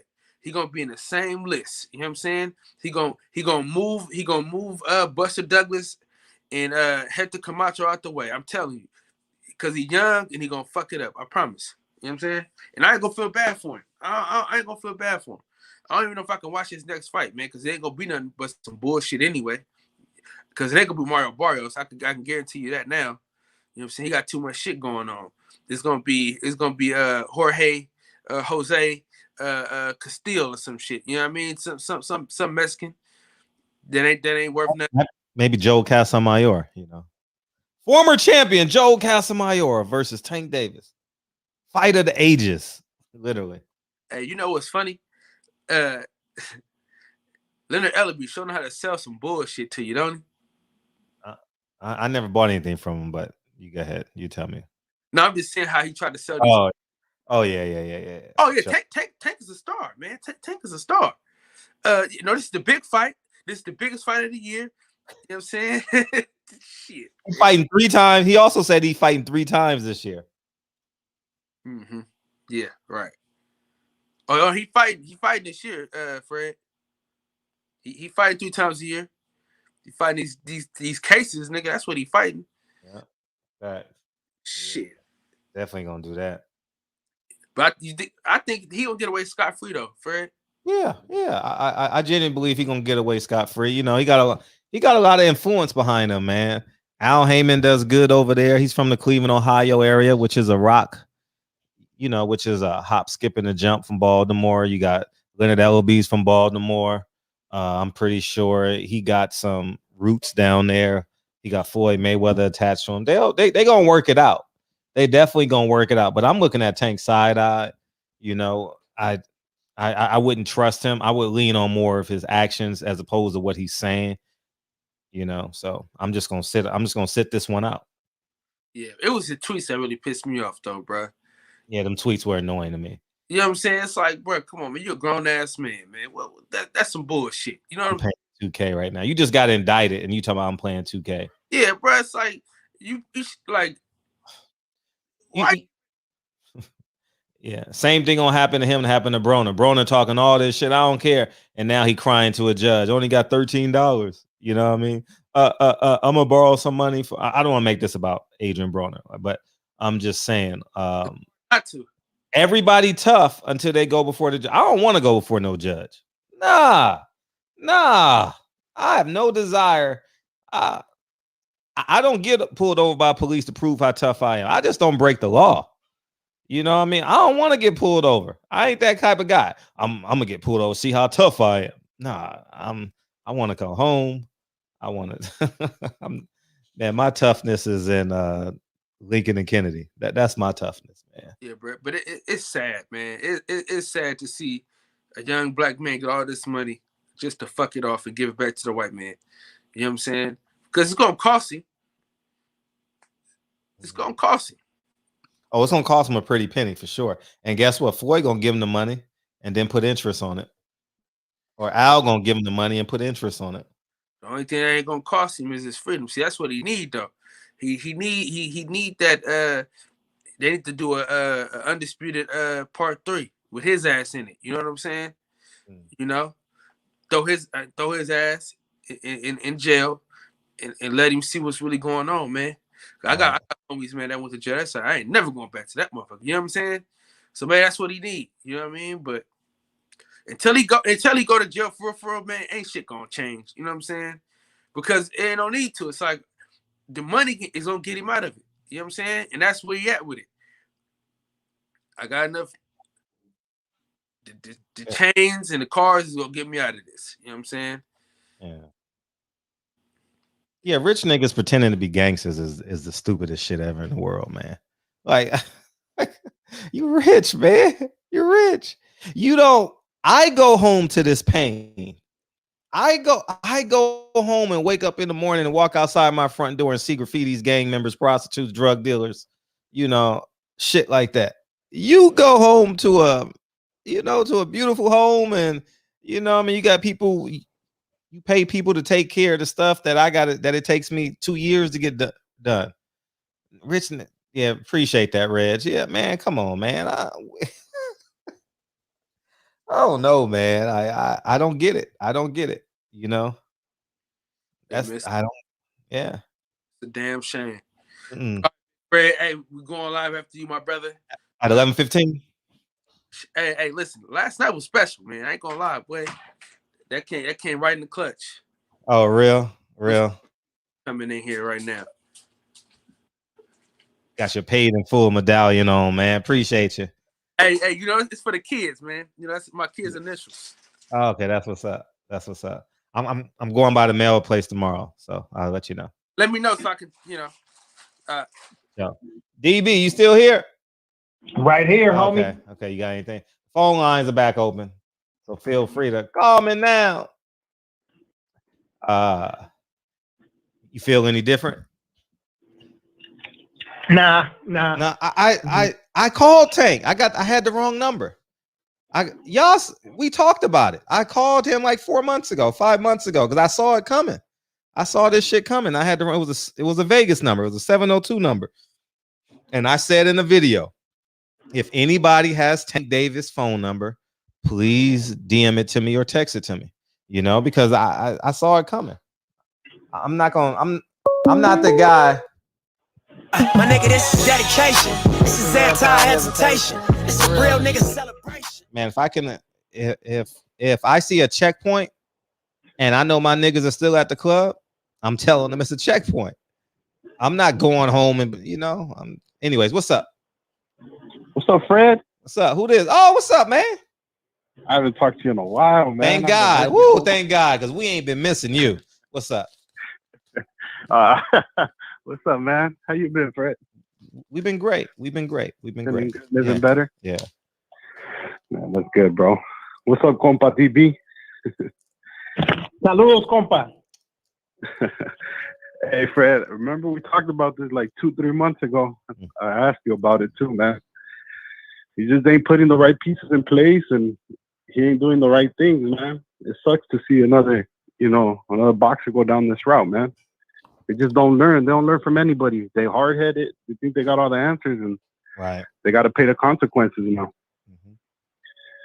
I agree. I'm definitely out of the way in terms of advocating like, oh man, please I don't feel sorry for him.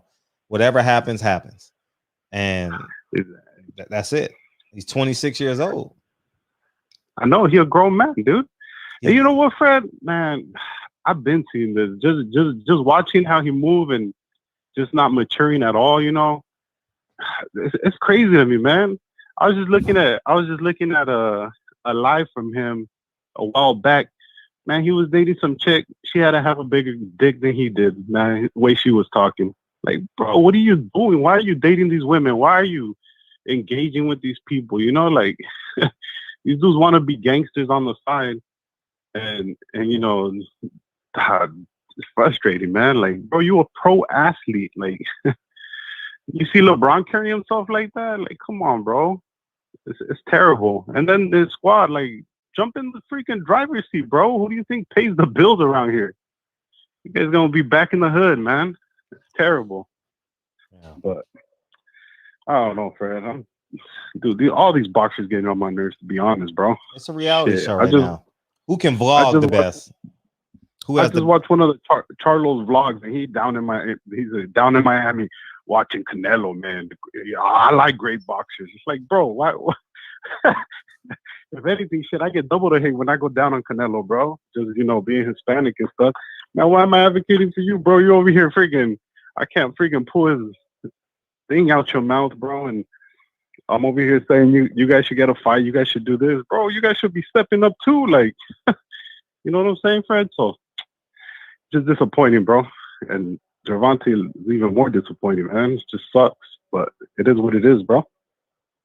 I'm with you know what I'm saying? Yep. So, F it, dude. It's just us. So.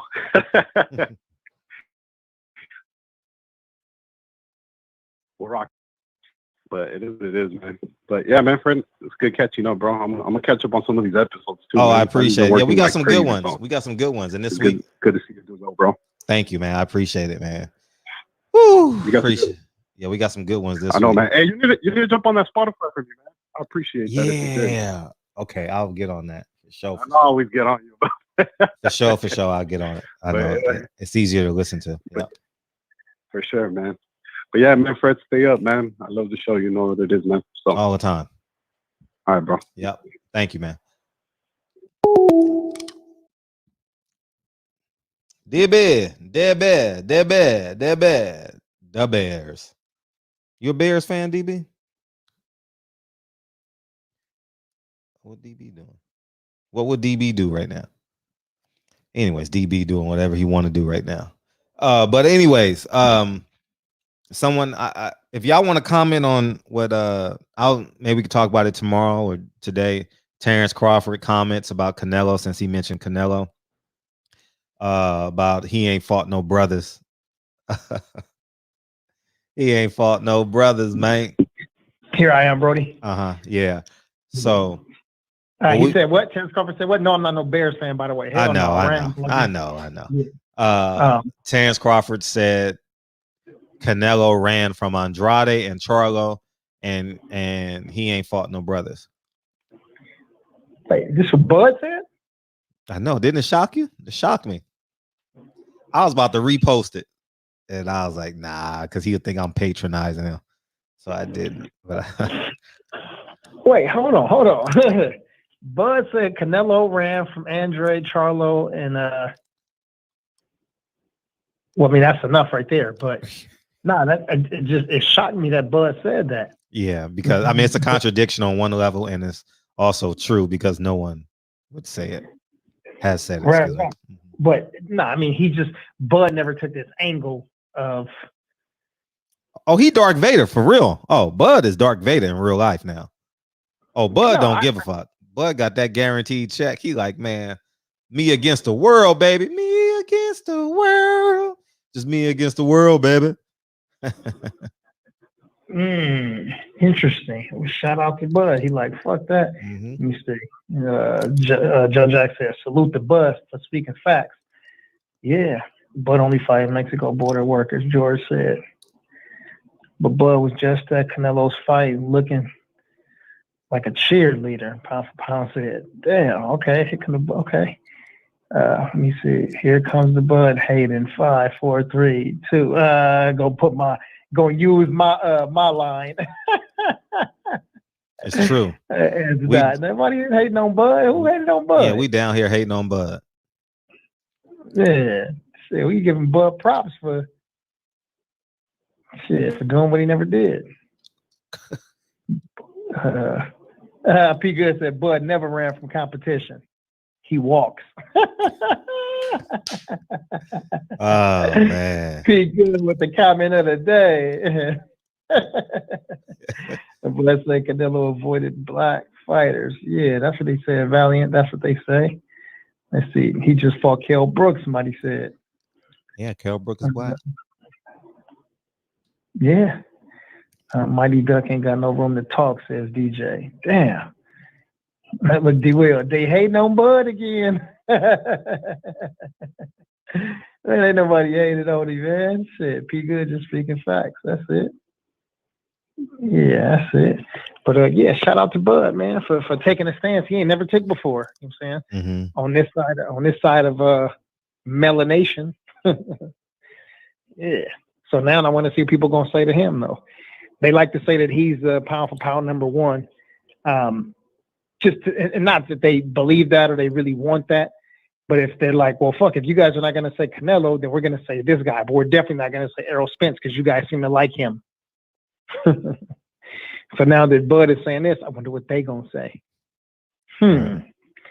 Arsenio Hall said things that'll make you say. So yeah, we shall see. Yeah, what did Bud? He did an interview, or this was a transcript? It was. I saw it in a tweet. Okay. All right. Damn, how many we had? What, 3 phone calls a night? That's it. That's it. What y'all niggas doing over there? Y'all down there hating on Bud? Why y'all not calling in? No, people were calling in. I don't know. All right, let's try it again. Come on, call in. Let's try it again. All right, I'm gonna reset it because I saw him go on the voicemail, and that's it. But yeah. Tone Brown in the building. Tone, what you got to say about this? They talking about Tank Davis. Tank Davis. I just saw a dude miss 2 dunks in a row. Did y'all see that? 2 dunks in a row? 2 dunks. I'm looking at the highlight. No. I don't know why. What game?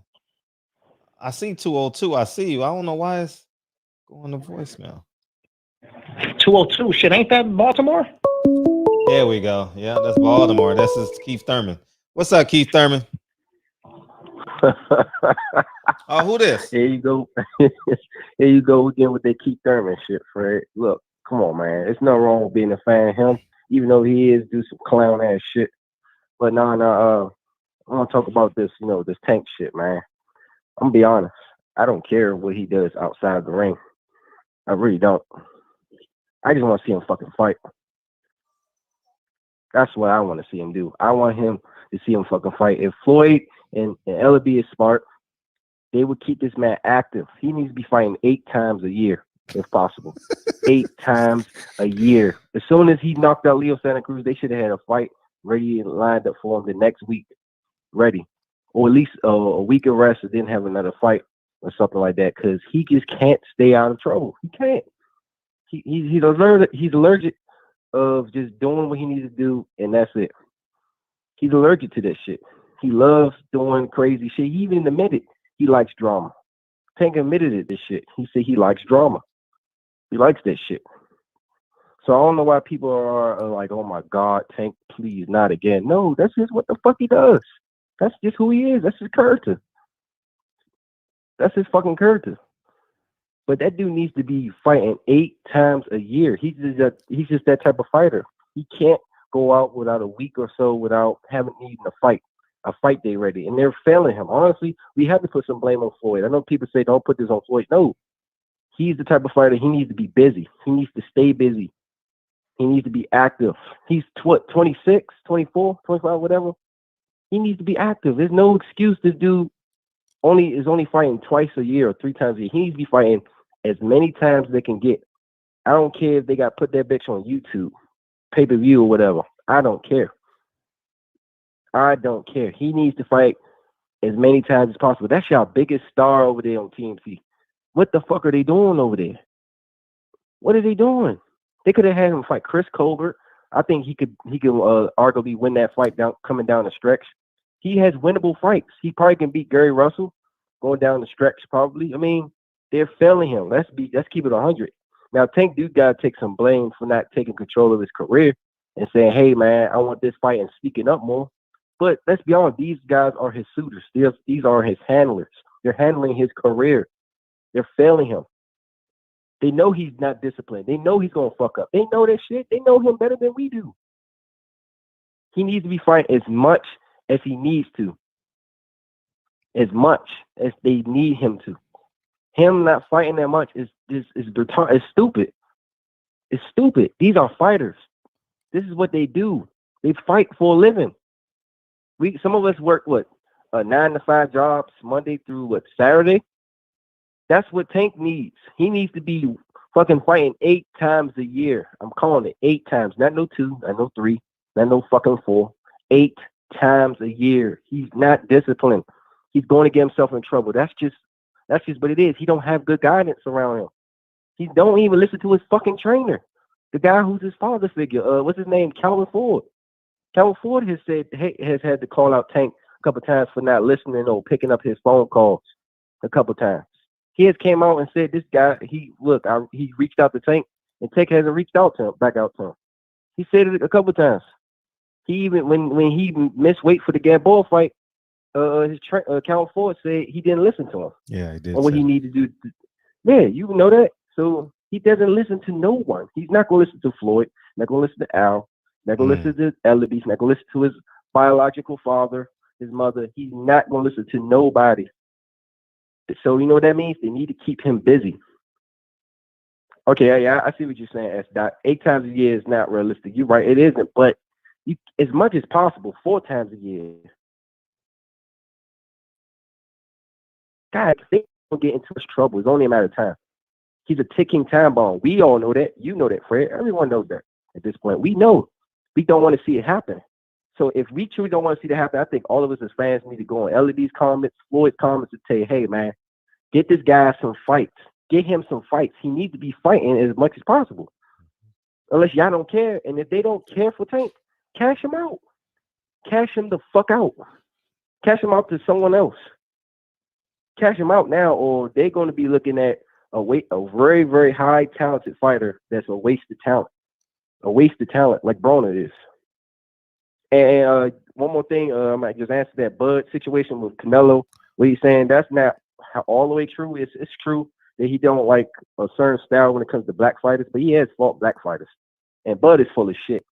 He's alert. He seems to be allergic to fighting the best, the absolute best. It's funny it's coming from him. He's absolutely allergic to that shit. He used to cry, oh, nobody wants to fight me. I'm the boogeyman. Got a couple fighters who raised their hand, oh, you don't want to pay them. You don't want to pay them. You complain about percentages. 60-40, you don't want to take it. This dude has a horrible, horrible lack of self-awareness. Terrence Crawford has a horrible lack of self-awareness. Horrible. Just horrible. He's one of the most overrated, powerful pound #1 fighters I ever fucking seen. Ever. How do you get #1 with that resume? He should be thankful that people know who the fuck he is. He should. He always complaining though. I don't get my shine or this and that. Always got this disgruntled type of attitude, man. But people tell him the real. He don't want to hear it. He overvalues who he is. He overvalues everything. And that's sad because he's talented, but he just doesn't get boxing. He doesn't get the boxing game. He only cares about, oh, I want this fight, and that's all I need to do to get it is just to get it. No, that's not how it works. You got Floyd's fucking number. Then Crawford called Floyd when that Rolly situation. You posted it. Yeah, he got his number. And Floyd picked that phone up so quick. It didn't take long. He picked it up real quick. And it was a FaceTime. Wow. Unbelievable. He has Floyd's number on speed dial. He can easily get all the information, all of it. And I'm sure Floyd would tell him because Floyd loves to talk. He loves to talk, especially about himself. But he refused to do it. He refused. I hope him and Sean Porter, man, if you listening on your team, Kenny, whatever, activate the Mando, man, and beat his ass. I'm telling you, if that fight happens, I'm rooting for Sean Porter. I'm rooting for him to beat his ass. I hope he gets that fight. I hope he activate that Mando. And if they bring it on ESPN, he needs to know he needs to knock Terrence Crawford the fuck out if he's going to leave that belt out of ESPN. And that's all I got to say, Fred. I'm out. Appreciate you. DB? Yeah, I mean, yeah, I don't want to be repetitive. Yeah, I mean, I agree with some of what he said. Agree with a lot of what he said. Right? Yeah. You know, I think I mean, you heard my position on Tank already, but in terms of Bud,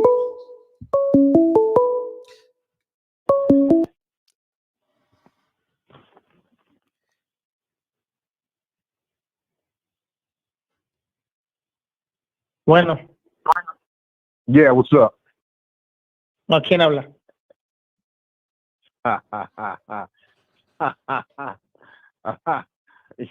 What's happening, man? What's going on? Hello. Yeah. Who you talking? I'm talking to you.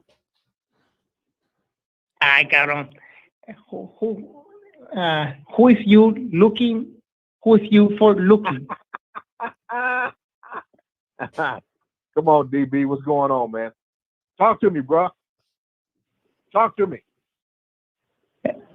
¿Quién habla?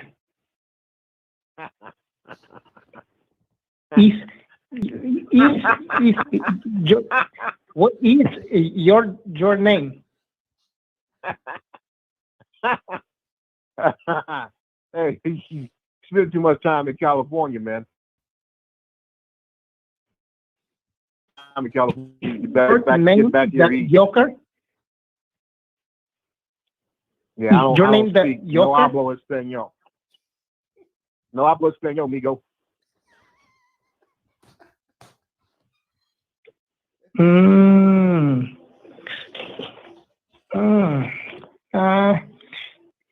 Okay, link. Okay. Translator. Wait. 1 minute. Need translator. Wait 1 minute and what? Yeah. Need translator. You're a piece of work, bro. You're a piece of work. Hey, I recognize your voice, man. I listen to your show all the time. So, DB, I understand this is you.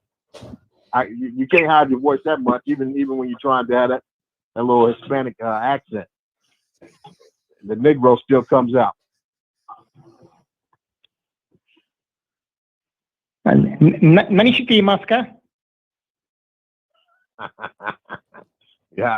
Yeah. What's up, man? I got a comment. You gonna let me make my comment or what?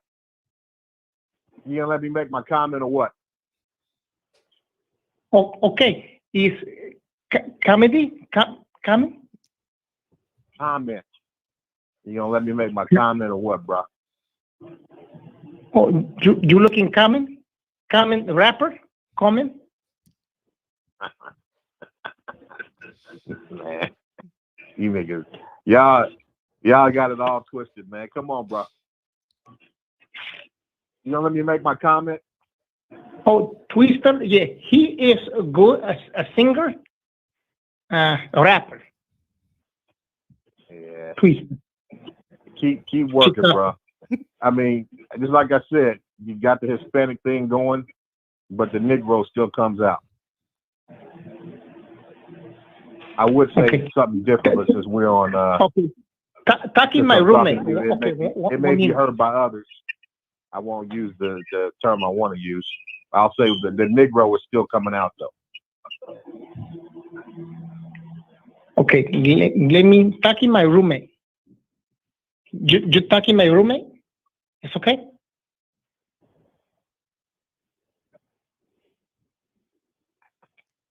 That must be bored, man.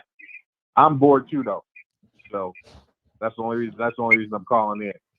So hey, comment, man. I got my comment.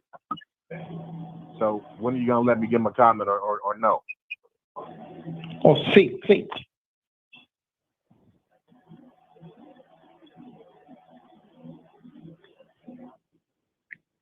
Háblame.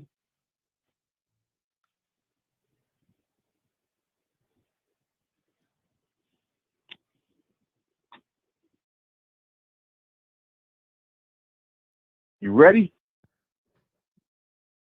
See, huh? All right. So I don't know if Fred's on or not, but the comment I was gonna make is about Gervonta Davis. Obviously, you know, Gervonta is he's one of my favorite fighters. I think he's a good guy. I think he's a typical young black guy that didn't really grow up with his father. And even though I think his coach kind of took that place, but the bottom line is that he needs a mentor. He's a great talent. He needs a mentor. And I think he's just trying to be real, staying with the ghetto, the hood thing, and staying true to his friends because he still hangs out there and does a lot of things with people there in inner city Baltimore. And I don't blame him. Any of us who come from the hood, we understand that there's a lot of good things that come out of that. It teaches us how to persevere, how to deal with opposition, how to have courage in the face of opposition. There's a lot of good things that you learn facing your fears, a lot of good things you learn growing up in the hood. But we have to realize that the hood is really a cage that's being built by systemic racism and oppression here in this country, and the world is a lot bigger than that. So instead of us trying to map, we can take a lot of the talents, the basic things we learned growing up in the hood, and apply it to education, information that we gain about the world at large, and really do a lot of damage. That mentality of being able to face things that are the most fearful in oppositionary lives, we're able to do that and combine that with intellect, we can do a lot of damage in the world, actually, to do damage against the system of oppression. So this brother needs to get better mentors, and he needs to get out of the city of Baltimore and see the world and learn that the world is a lot bigger than Baltimore, and that he needs to be able to perform and function within the world to and realize that, hey, it's a lot bigger than just him. He's got to take his position and be able to gear that towards helping other people and helping people in Baltimore to get out. And you can't defeat that system by just having a mindset that's just totally been prepared by living in it. You've got to educate yourself, understand the system of the world around it that causes that system to be in place in the inner cities, and be able to fight that. As far as Terrence Crawford is concerned, I think Terrence is the best fighter in the world, and I think the last thing he needs to be talking about is Canelo. I would like him to see, I'd like to see him talk about that fight with Earl Spence. And Earl was at the fight this weekend, looked like he was inebriated, looked like he was under an influence of alcohol. But the bottom line is I don't see that Earl Spence beating Terrence Crawford anytime soon. So I don't think Earl Spence is even interested in fighting Terrence Crawford at all. So it's unfortunate. I don't think that fight's going to happen based on the way these two guys were talking over the weekend. So those are my comments there, buddy. Appreciate you calling in, man. How's everything All else? right. You good? All right. Hey, you know what? I can't complain, man. I can't complain. That's beautiful. Here's the thing.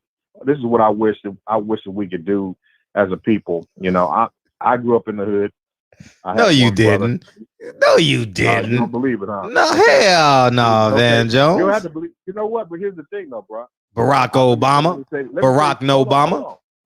Nah, hold on a minute, bro. Okay, so I grew up. My brother, I have one brother.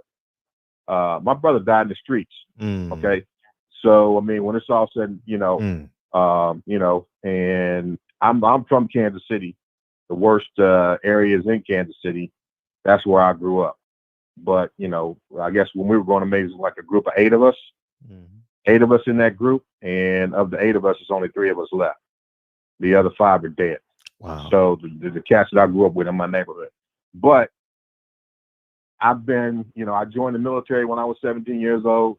I was a naval. I was in the Navy on submarines for 25 years. I learned how to run nuclear power plants when I was in the Navy. Did 5 different, so I've got degrees in nuclear engineering, mechanical engineering, advanced degrees. I got a doctorate from USC. So, but I come from nothing. USC, South Carolina, or USC, California? USC, Southern California, Trojan. Oh, you got your master's here? I got my doctorate there. Oh, congratulations, man. So they call you Dr. what? What they call you? Huh? What they call you, Dr. what? I'm not gonna give you my name. Okay. I'm not gonna give you my name. Okay. But here's the thing: when it's all said and done, what I'm saying is that we need those of us who are brothers who have came from the hood and overcome this system, so to speak. You're never gonna overcome it. No one individual overcomes a system of oppression or racism that's really went worldwide. You don't overcome that alone. Right. You can only overcome those kind of systems. That's because it's a collective effort. Racism and oppression is a collective effort. It does not happen just because 1 or 2 people are practicing it. It's a whole society, a whole system that's practicing it that makes it so effective. So you don't overcome that by individual effort. You have to have group effort. And I heard one brother get on and say, "Hey, you know what? I don't care what he does outside the ring, as long as he fights." Well, we cannot think like that as a people. We have to begin to think collectively economically, collectively educationally, collectively health-wise, collectively community-wise. We have to think as a community because the forces that are coming against us are united and they're systemic in nature. If we don't start thinking as a people collectively for the benefit and the well-being of each one of us that are involved in this Black experience, we're not going to make it through the next century. Right. So it's just that plain and simple. I mean, where I grew up, there was a dope house 1 block to the west of me, 1 block to the east of me, 1 block north, and 1 block behind me. I could go a block any direction and go to a dope house. So, and the police knew the dope houses were there. In fact, you see them go to the dope houses and take care of their business. So what I'm trying to say is that we are in a system that if we don't start acting collectively and start thinking about one another as a whole, as a family, we're in trouble, man. It may already be too late. Hey, so let me ask you something, just on some different shit. I'm curious. Do you think how you talk is nature or nurture? I'm interested. I'm interested in that. Because, nature or nurture? Yeah, yes. So for example, because I remember I definitely don't get this now because I definitely, but I remember myself being younger and they say, "Oh, Fred, you sound a certain way, you talk a different way." Do you think that's a learned behavior? Is that what's the term I'm looking for? Is nature that, or nurture? Yeah, okay. Yeah. Well, I'm just curious. Think, okay, I understand Nurture. what you're saying. Okay, so yeah, I think well, really the truth that's in me, the truth and the spirit is in me, that's nature. And it's some of nurture where I was raised. But I mean, for me to be able to, and obviously I'm not using the King's language. No, I'm just interested in how people think because we're in the barbershop. No, talk how you want. I'm just saying, do players talk like players, pimps talks like pimps, scholars talk like scholars, I'm just interested. Right. Is that nurture? So what are you saying? Are you saying that is it environmental? Is it the environment? I think that's what I was looking for. Environment. Based on your environment. You think it's environment? Right now, okay. I'm just curious. Right now, I'm comfortable using some slang terms, right? Because this is a very informal environment. Although it's due to respect of any other environment that we function in, because you have human beings within it. Okay. So whenever you have a human being within the environment, then it deserves the respect of any other human being or any other environment that has human beings. But there's certain linguistic tendencies, languages, language tendencies that you use when you're in formal environments and when you're in informal environments. Gotcha. This is more of an informal environment, so I don't have a problem using some slang and everything because it may be necessary in order to get my point across. Sure. But if I was in a boardroom, if I was in a meeting, and of course, some of the terms that I've used tonight, I've used in the past, I wouldn't use those. So that's more of a nurture thing. Okay, gotcha. But the aspect of me telling the truth and speaking truth to power, that's more of a natural thing for me. Or it's more nature, and it's also nurture because I grew up with my father in the house.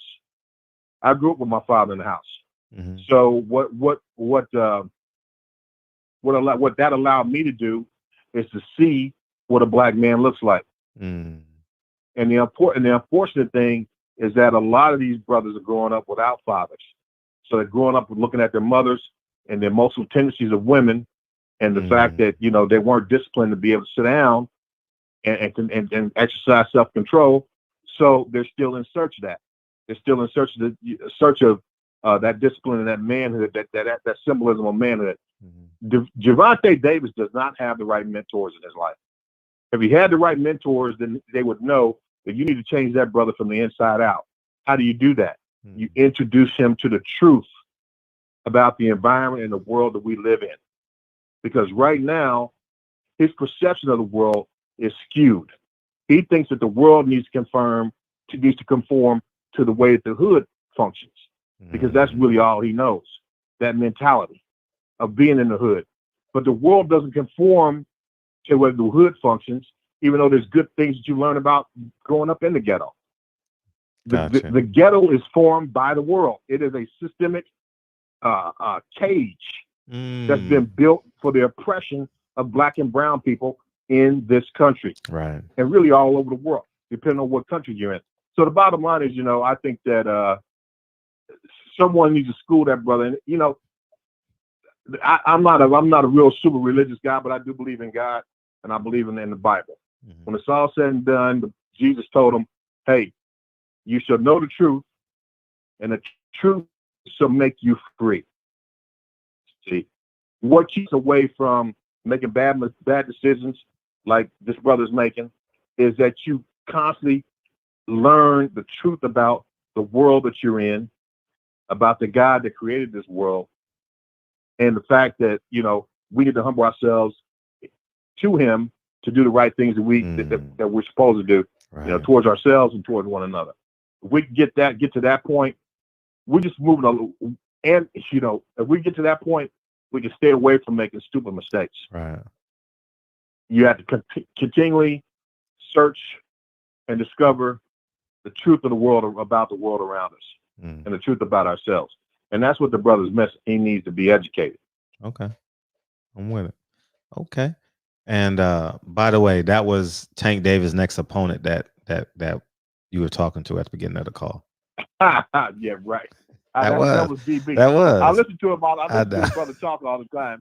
That was Tank Davis' next opponent, man. I'm telling you, that was, Yeah. Because he damn sure ain't gonna know English for sure. Or he's gonna be bilingual. I'm serious. I ain't lying. You watch what I say. Hey man, can I say something else real quick? Should you? Can I say something? Oh yeah, go ahead. Sure. All right. There was a time when you guys had some dudes on. Anyway, let me just say this. Yes. That whole thing about when I'm talking about community and I'm talking about us thinking collectively, we have to do that in order to survive. All groups think collectively in order to survive. That's why when you go into these certain cities, you have a Chinatown. You have a place where the Hispanics are functioning and have a little piece of their pie. Where their money circulates inside their community.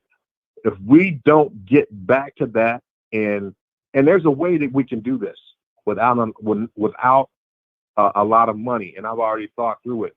If anyone's interested, hit me up. I mean, I can talk to you offline or something, Fred, if you're interested. But it's something I've thought of a thing that we can do as a community that would allow us to have more economic leverage and be able to make some things happen in our communities without a lot of money. You could take the money that people have right now and put them in a position where they can actually save money by doing this particular thing that I'm talking about. And they will also give them a certain amount of political and economic leverage in their communities. And it's really simple the way you would do it. But the bottom line, when it's all said and done, we have to start thinking like that in order to survive this next century. And a big part of that is what I want to get back to, is that we have to start treating our women better. We have to start protecting and providing for our women, for Black women, and loving our women and not making them into whores by sleeping around with a bunch of them and never committing to them. We have to do right by the women from which we come. And if we don't start doing that, there's no other man on the planet that is making it, I'm talking about from the ethnic standpoint, without providing for and protecting his woman. So how do we think we're going to do it? If we're not providing for and protecting our women as a community, we're not going to make it. If so, sleeping around with a bunch of women and not committing, that's not going to work. That's all I got, man. Appreciate you. All right. Well, never would have made it without you. I would have lost it all. But now I see I'm stronger. I'm wiser. Don't forget, tomorrow we got Doctor, and we know his name, Dr. John Carlos, coming in the building. 4 p.m. tomorrow. Y'all don't want to miss this conversation, man. Tell a friend to tell a friend to tell a friend. What's up, Hustles Home? What's up? What's happening, brothers and sisters? How y'all doing? We feeling good. Mike Fury the Great says Tank over Van Jones. What you think? Man, I don't know neither one of them niggas, bro. So as a draw, you know what I'm saying? One thing about these, I gotta say, following the uber educated brother before myself, is one thing that people gotta understand is, in order for young people to even considering what you're saying, the first thing you gotta do is stand on your identity. You know what I'm saying?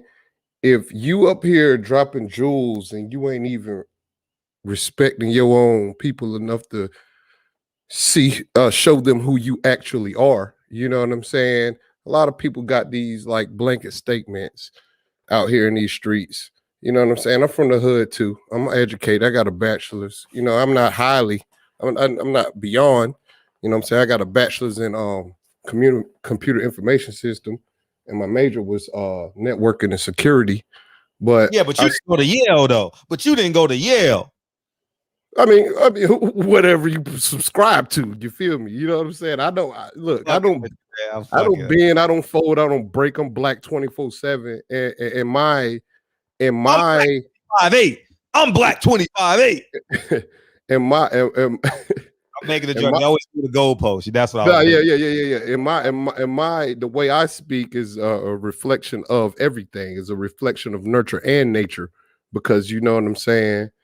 It's in 2021, nature isn't that dynamic because of what people perceive as nature. Anyway, that's neither here nor there. Tank Davis, man, Tank Davis a hood nigga, bro. You know what I'm saying? And anybody understand a hood nigga, like they don't. It is what it is with them. You know what I'm saying? Like it is what it is. Like everybody's saying, this millionaire young fella needs a better fucking mentor. Like my nigga, I feel like his mentor is doing him perfect. He ain't taking the fights that the fans want to see. Facts. But I'm sure that his handlers are happy with how much money he making now. You know what I'm saying? Like we fans, man. We gotta speak on a fan perspective. You know what I'm saying? We want what we want because that's what we paying for. But if Tank Davis is our product, if Tank Davis is my fighter, and I can capitalize off of making money selling out fights in Atlanta, fighting some who's who Mexican. Yeah, I'm gonna keep that nigga on that diet. You know what I'm saying? We gotta speak. We gotta be common. We gotta speak common sense here. You know what I'm saying? Same thing with Bud. You know what I'm saying? But I feel like Bud, you know, he got to stop the cap with the fucking posturing. Like, you know what I'm saying? He doing something. Like a lot of people out here posturing. Like the Charlos. I'm a fan of the Charlos. I'm a fan of Earl Spence. I'm a fan of Bud Crawford. I'm a boxing fan. I'm not a boxer fan because that's one nigga. You know what I'm saying? That's kind of weird, in my opinion, to just have one nigga that you fucking vouch for. That's kind of weird to me. You know what I'm saying? But that shit, man, I don't understand that shit, man. I don't understand as far as like everybody out here, us fans just discussing shit like bread, you know what I'm saying? Discussing a business, discussing the business with a 10% story or a 5% story. We don't even got the whole situation going. You know what I'm saying? You got niggas up here lying, niggas like Teofimo Lopez and Ryan Garcia deliberately lying on wax about everything, you know what I'm saying? And then we got the divided people. You got a nigga that'll come up here and be like, let's stop talking about the black man. We got a black man this. Fuck Errol Spence Jr. You got niggas that talk like that. You know what I'm saying? Like, this shit is weird to me, man. Everybody, we just got to realize that we fans, bro. We fans. We don't control the market. They don't give a fuck about us unless we do something about it. And we not doing that. You know what I'm saying? These niggas out here thinking that the Mexicans are the niggas is pushing boxing. That's fucking ridiculous. What sport in the world is a fucking Mexican fucking strongholding and pushing? That's what major sport is a Mexican pushing? The Mexican fans ain't pushing no fucking boxing. It's clearly black fans. Why is the highest paid niggas black then if the Mexican? Why ain't Ryan Garcia the highest paid nigga if the fucking Mexicans take is the niggas that push a boxing? You know what I'm saying? Why is it that why ain't a motherfucker like who's a mediocre, who's a champion as a Mexican, who been a champion a while? Leo Santa Cruz before he left, before he got beat up by fucking Tank Davis. Why this nigga ain't the fucking highest paid fucking boxer if Mexicans taking over? What's your opinion on that, Fred? I mean, well, just look at the top 10 pay-per-views. Huh? Just look at the top 10 pay-per-views. Yeah, it's all brothers. It's every single one of them black. Every single one of them black. The black dollar in America is the most sought out dollar and it's the most valuable dollar. Period. It doesn't matter what a nigga doing on his personal time as far as boxing. It don't matter if an athlete go out in town, have a drink. I don't give a fuck about what LeBron do on his personal time. He go out there. I know LeBron strictly because of his job. You know what I'm saying? He the nicest nigga at his job. Just like fucking Earl Spence Jr. He the nicest nigga at his job. I don't know what this nigga do on his personal time. If he drink, hell, I'm drinking now. You know what I'm saying? I can't criticize a young 20-some-year-old millionaire out here in these streets if I ain't no millionaire. There's a bunch of niggas, you know what I'm saying? Like, come on, man. Like, what are we talking about, bro? We gotta, like, the shit to me is this. As fans and as consumers, we have to control what we want. We don't gotta control nothing else. We ain't gotta control a nigga's team. How many of us got $1 million teams? We a bunch of niggas without millions of dollars. How we gonna sit here and criticize a millionaire and don't got $1 million in the bank? That shit don't even make no fucking sense to me, bro. You know what I'm saying? But at the same time, man, we all gotta, as far as like as boxing fans, we gotta, as black boxing fans, we gotta understand what we want and express what we want with money. Everything else don't matter. You talking, we sit here talking till we blue in the face. This nigga goddamn Fred called goddamn Mauricio Suleiman to his face a racist. That shit ain't even, after that conversation, Mauricio Suleiman ain't even thought about no nigga calling him no racist, even though he showed the fact that he is kind of Spanish bias towards Spanish fighters. You know what I'm saying? But that's my take on the whole shit. You know what I'm saying? We got to stop trying to navigate millionaire motherfucking careers and just be boxing fans and just demand the fights we want to demand and pay for what we want to pay for. We can't guide these niggas. These niggas got more paper than us. But that's my take on that. You know what I mean? What mic are you using, by the way? It sounds great. I'm on a Yeti. I'm at home. I'm on a Yeti something. I fucked around with the sound settings. You know what I'm saying? You sound great, by the way. Yeah. Oh, thank you. But shit, if you need some tips on that shit, just DM me, bro. I'll make your mic sound like this. All right, for sure. I need it. Shit, you sound Hey, great. you use what system do you use? OBS Studio? Because that's what I use. No, I got a Rodecaster. Oh shit! I just DM me, man. I'll do a little research and fuck with the sound settings for you, man. That sounds great. Sure. Yeah. You know, I'm here every night, man. I just don't be commenting every night. You know what I'm saying? Because sometimes I'll be in the bed with my wife. You know what I'm saying? I don't want to make too much noise. I'm up doing work right now. I'm trying to make this intro to this damn YouTube channel.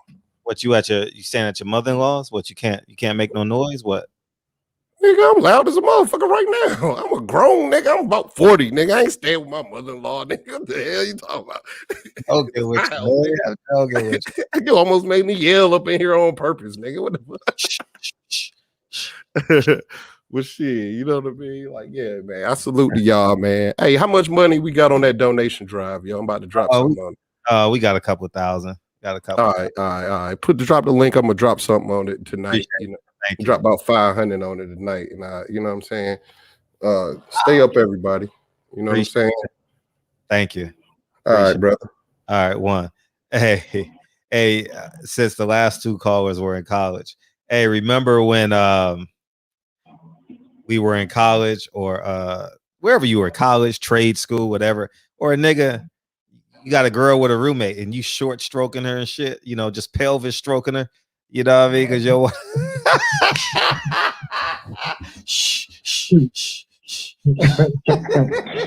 Shit, I'm trying to make some noise. I want your roommate to wake up and be like, shit, I wonder what that's like. Oh, man, you too loud. I got to work in the morning. You know what I mean? Yeah. Shout out to SSCs that done slid in the building. Nate Johnson done slid in to my brother Bumpy Thompson and Gump 88. What up, fellas? Yeah, man. I appreciate y'all coming in. Appreciate y'all. Oh shit, Red's calling in. You want to beam in? You know, we want to see that V-net. You know, I mean, niggas. Oh, you gonna call in instead? Okay. What's up, Reg? What's up, Fred? How you feel, man? What up, Reg? Oh, good. What's up, my brother DB up in the building? What's happening, bro? Oh, slow motion in the ocean, man.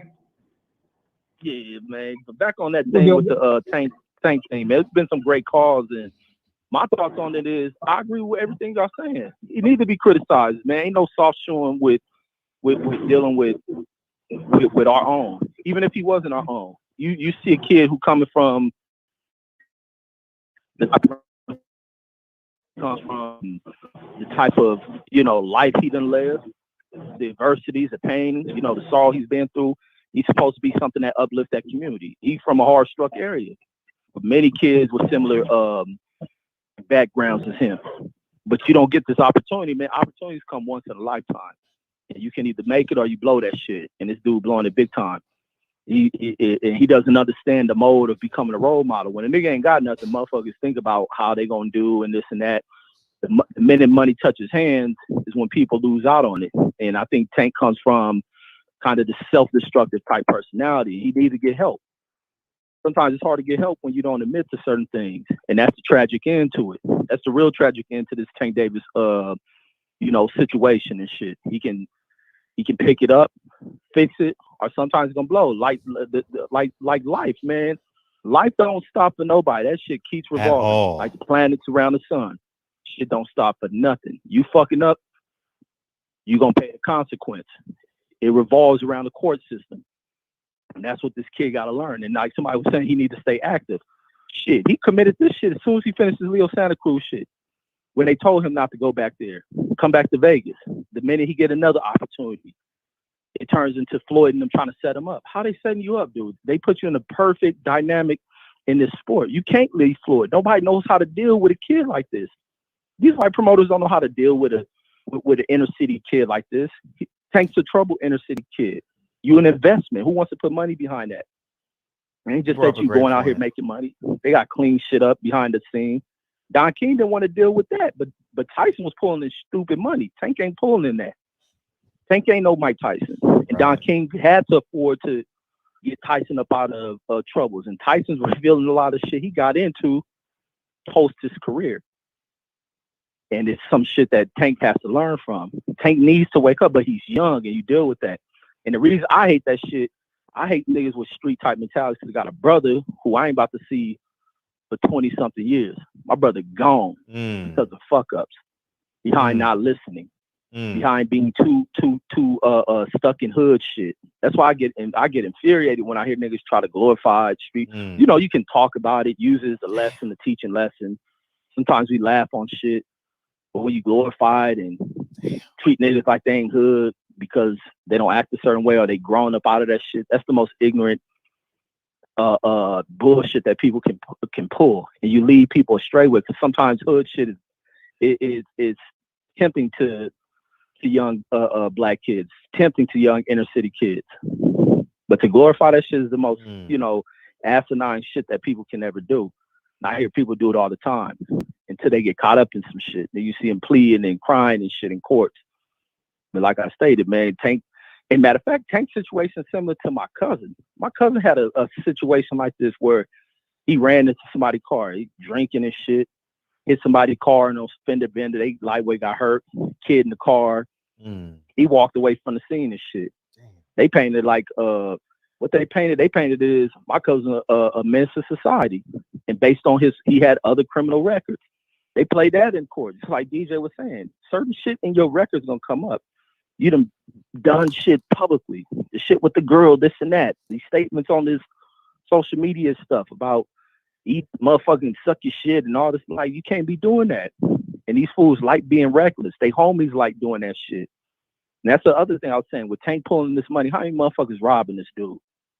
Tank getting robbed blind for his bread. And it ain't coming from Floyd. It's coming from these niggas he allowed to hang with him. He gonna be another Mike Vick fucking with cats that he fuck with.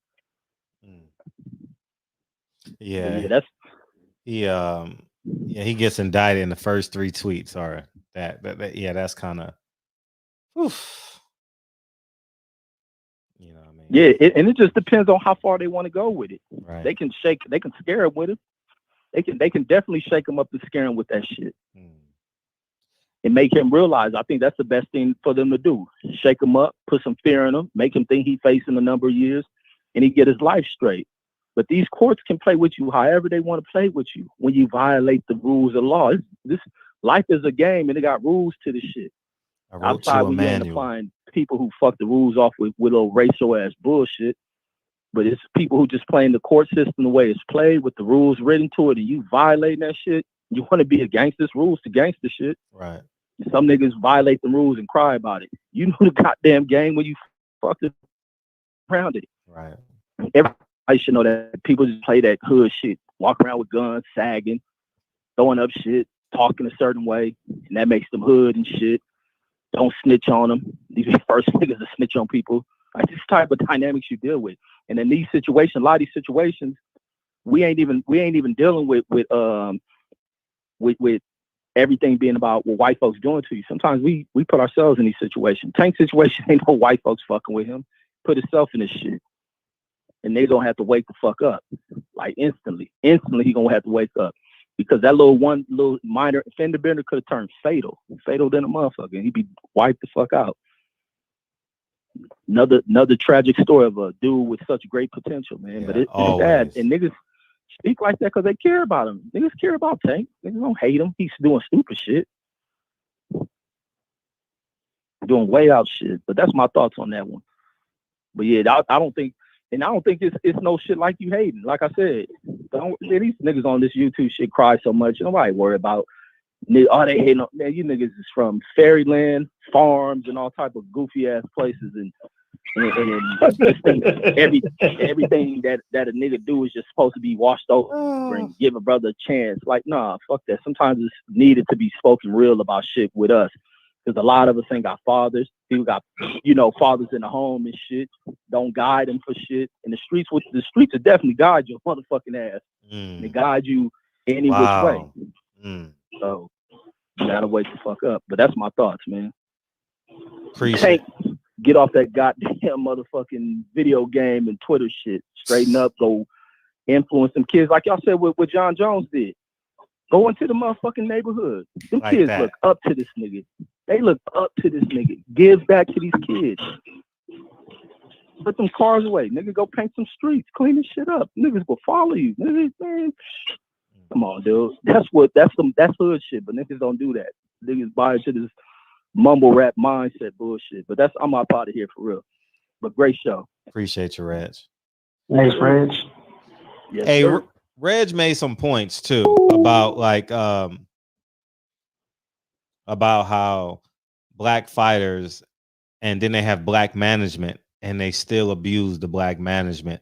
Or you can go just to balance this shit out so y'all don't get emotional and shit. He down there hating on Al and Floyd. Eddie Hearn got Billy Joe Saunders, you know, so, and he's a headache, you know, so it's sometimes you just got to put the onus, because you don't see Wilder doing stuff like that. You don't see, I mean, 99% of the fighters are obviously doing well, staying out of trouble, advocates for their community, stuff like that. And yeah, we haven't got a PBC schedule yet neither, by the way. That was the other topic I wanted to cover, because it is Monday. You know, I'm down here waiting. Every Monday we're gonna talk about this shit, or if we don't have a guest. End of the first quarter. End of the first quarter is next week. Yeah. So you talking about it today. Okay, I'm sorry. Okay.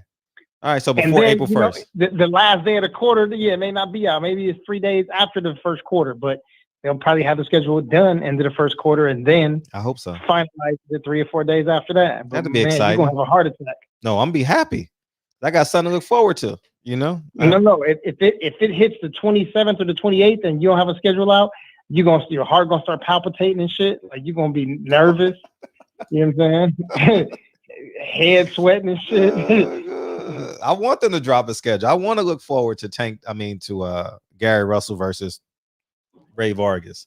I want to plan some shit, you know, like I want to have fights in LA. I want to have fights in Vegas. I want all that, you know. I want to have options to my life, you know. So but yeah, about 5 or 6 of y'all DM me and said, how was it in Chicago? So some of y'all don't know why I was there. So I went to go see John Ali. John Ali, if you follow me on Instagram, you just saw it. But John Ali was the national secretary of the Nation of Islam, right? And many of you know that, obviously you can look behind me and know that I'm definitely like pro Malcolm X, right?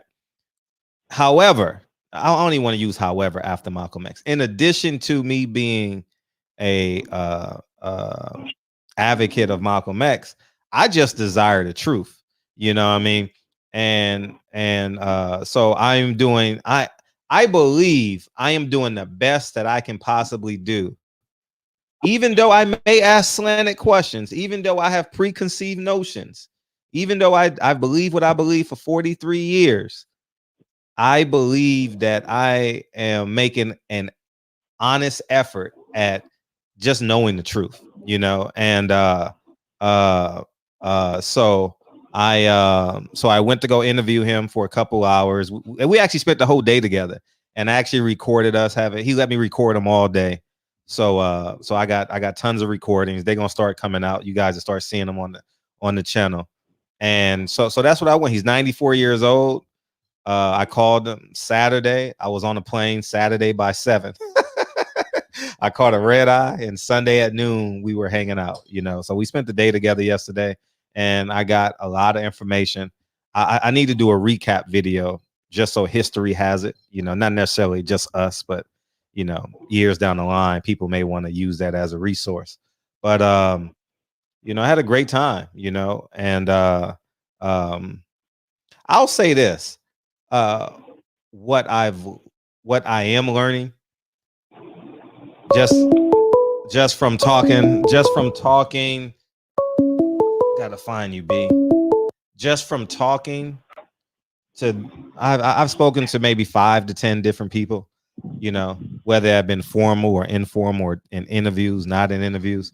There's a disconnect between like the new Nation of Islam and the old Nation of Islam.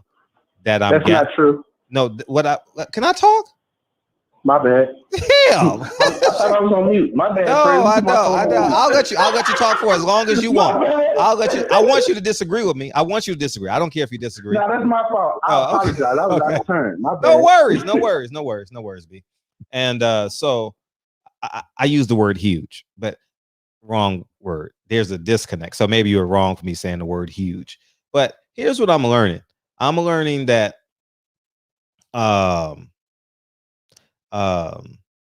when you're in, right? And what I mean by when you're in, you're in. If you're in the Nation of Islam, you're in the Nation of Islam. And and that's just how they ride. When you're out of the Nation of Islam, and what I learned from and you guys gonna see it in the interview. I'm gonna drop the full interview probably in about a month. I'm gonna chop it up in pieces. Y'all know how to do it. So, anyways, I can literally see his disposition change with people, not just Malcolm X, but with people who he used the term deviate, who deviated from the Nation of Islam. And albeit Malcolm X is probably the most popular person to go against Elijah Muhammad. And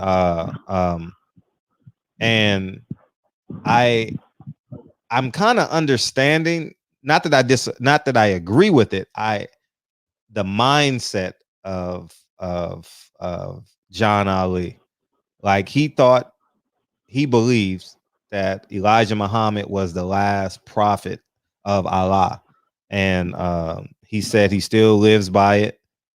But I'm excited about knowing the truth. You know what I mean? And I'll let Brandon talk because he wants to jump in. Go ahead, B. Oh no, man! I just want to tell you, I didn't know why you was in Chicago. Mm-hmm. When I tell you, you doing a hell of a work when it comes to people in the Nation of Islam. Now, I just got to plug you into the New York connection. You ain't touched New York yet. You got to touch New York, Fred. Mm-hmm. I'm gonna throw out a name, and if you need me to, I'm gonna call him and I'm gonna ask him. I'm gonna try to set up. This dude was a curator in the Nation of Islam. Was they what? History. A curator. He curated history in the Nation of Islam. Okay. His name is Lance Shabazz. Mm-hmm. Have you ever heard of him? If you tell me what he did, I probably will. But Lance, he used to have. As a matter of fact, do you remember a lot of that footage in the Who Killed Malcolm X documentary? Mm-hmm. A lot of that footage is his. Okay. The footage that you see with the brother walking across, and we got a clear shot of the gunman, that's his footage. Mm-hmm. Where, matter of fact, he's in the documentary. If you go back, he's the big brother with the red striped suit on with the glasses, mm-hmm. with the gold like glasses. That is a brother that you want to get in contact with. Mm-hmm. Now, when it comes to the history of John Ali, let's talk about John Ali. Yeah. Okay. Did John Ali tell you that that he was Malcolm X's secretary and that he lived with Malcolm X? Did he tell you that? Yeah. From 1957 to 1960. Yeah. That's right. Did he tell you about what his reputation was as the national secretary? And you know he got removed as the national secretary. Did he tell you about that? Yeah, in 1970. Yeah, 69, 70. Yeah, we spoke about all that. I did my research. Yeah. Did he tell you about the FBI? The rumor, we talked about it. That's on him. We talked about it. We talked about that. Right. Mm-hmm. The story, the way he explains it, which is from what we understand from the Freedom of Information Act, not true. He says, I know what he told you. He told you that he had an interview with the FBI in Chicago. He was trying to get a job there. Did he tell you about that? Yeah. I figured, okay, well, I'm not gonna go into your interview, Fred, because I study these people. You got to remember, I grew up with these people. Mm-hmm. And I probably if DB wants to chime in, feel free to after him. Yeah, but go ahead, continue. But I studied these people, Fred. I just want to say thank you for the great work you're doing, even though I might not, like you said, the question is skewed because of your bias, but I see that you're learning and growing, because you just made a statement a minute ago that I've been trying to get you to see or trying to explain the concept to, and it's like it crystallized for you, where you was like, when you in, you in. You know what I mean? It's kind of like, I don't want to compare it to the mafia, but it's kind of like, I mean, you inside of this thing and you adhere to the principles. It's like a juggernaut, like you just keep rolling. Mm-hmm. So the history that you provide, man, a lot of people, do you know you only one of the second or third people to ever talk to John Ali? He don't give interviews. I know. He had to duck the nation. And when you say it was a disconnect between then and now, what it is we call them prior to 75 pioneers. they are part in the we everybody who's ever been a part of the Nation of Islam knows that the Nation of Islam, the way it existed it stopped in 1975 with the Elijah Muhammad departed. So that's the breaking point. And then his son Wallace destroyed the Nation of Islam that we knew. And then Minister Farrakhan came back in 1977 and started to rebuild it. There's a lot of bad blood because of the rumors and a lot of things that went on. Have you heard of, I know you've heard of it, but have you talked to anybody that was involved in the Hanifi murders in Washington, D.C.? No, I haven't. Yeah, I remember that. Yeah, I haven't spoken to you. Okay. Do you know why the murders happened, right? Yeah, but tell the people. Okay, well, I ain't gonna go into it. If you know the history, I ain't gonna go into it. But that might be a history that you might want to look into too, because it's deep. But all of that, and I'm gonna tell you another place, and I'm gonna let you go, Fred, because when you said John Ali and you flew out to see John Ali, man, like you got a lot. Did he show you into the letters, his private letters from the message? Did he show you into that stuff? No, he didn't. Dang on it, man. But anyway, why? What's in the private letters? Listen to me. When this how the Nation of Islam was structured prior to 75. To reach the Elijah Muhammad, you had to write a letter. Most of the letters and most of the business, all of the business dealings went through John Ali. I know. Being the national secretary. So John Ali, I'm pretty sure he told you about how they built the fish market, how the messenger sent him to Peru. Did he talk about that when he went to Peru? Or no, he didn't. We didn't talk about that. But we glanced over the fishes and all that. I was more interested in the people. Yeah. Oh, I'm sorry for it. Did he talk to you about the bank, the guaranteed bank that they was getting ready to buy and the apartment building? Did you get in any of the business and the way he ran the day-to-day goings on, or you didn't get in any of that? Yeah, he kind of deviated from that a little bit. Oh, yeah, and that word deviate, that's an NOI word. I mean, that's one of our words. I know. That's a word. He said it 100 times. Hypocrite. I figured and that. Hypocrite and deviate. Yeah. That's a dirty word. Give him a dirty word. Give them a dirty word in the Nation of Islam. But Fred, keep doing what you're doing. I know a lot of times people probably don't understand your motivation, but from what I'm looking at, and you create history, people gonna be referring to your interviews, especially on the people like Khalid Ali and all of those. People are going to be referring to those interviews because I don't know if you know, it's not a lot of work or interviews documented the way that you have been documented. So I may not agree with a lot of things. You probably won't, but I'm gonna keep doing it. I enjoy the hell out of it, and I learn every day. Like I'm learning. I'm learning every day from you, and this shit is inspirational to me, man. And it's going, especially at work. So thank you, man. And that was a beautiful sacrifice. You jumping on the plane to see that, man, because I know he don't give interviews and he don't talk to people. He's always been kind of paranoid because of the way he was treated. But I'm not gonna go into that. I ain't gonna go into that. I'm pretty sure he'll reveal all that in the interview. But thank you, Fred. Keep your foot on that, nigga. I'm sorry I was long-winded, and peace to the third, man. Appreciate you. Shout out to the third shift. DB. Y'all both were born into the Nation of Islam. Yeah. So first things first, I think probably because of his accent, but he was saying curator. Oh, okay. Curator. Okay. And I'm sure you know the role of a curator, but I would like to say this though, when you said that there's a disconnect, and again, I think Reggie mentioned also, he said that's with all groups, all religions. But and again, I'm not trying to make this into a holy war or trying to say that, it's not the goal here, but you can say the same thing about, let's say, I don't know, let me just pick one. Let's say Christianity, for example, right?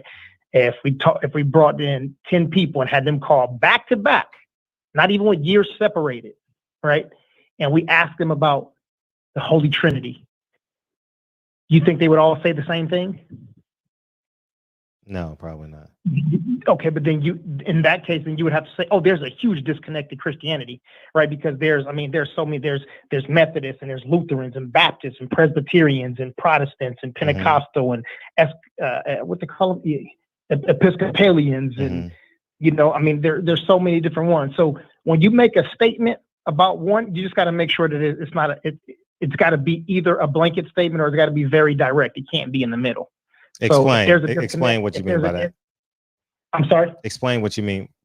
What do you mean by that? Because if you say there's a disconnect with Islam, then you have to say that there's a disconnect with religions. No, I don't. I think if we're being specific to the conversation, I think that you can just stay on that focus. I don't know if Sheila's mad at the basketball game, Amy don't have to be mad at the basketball game. Okay.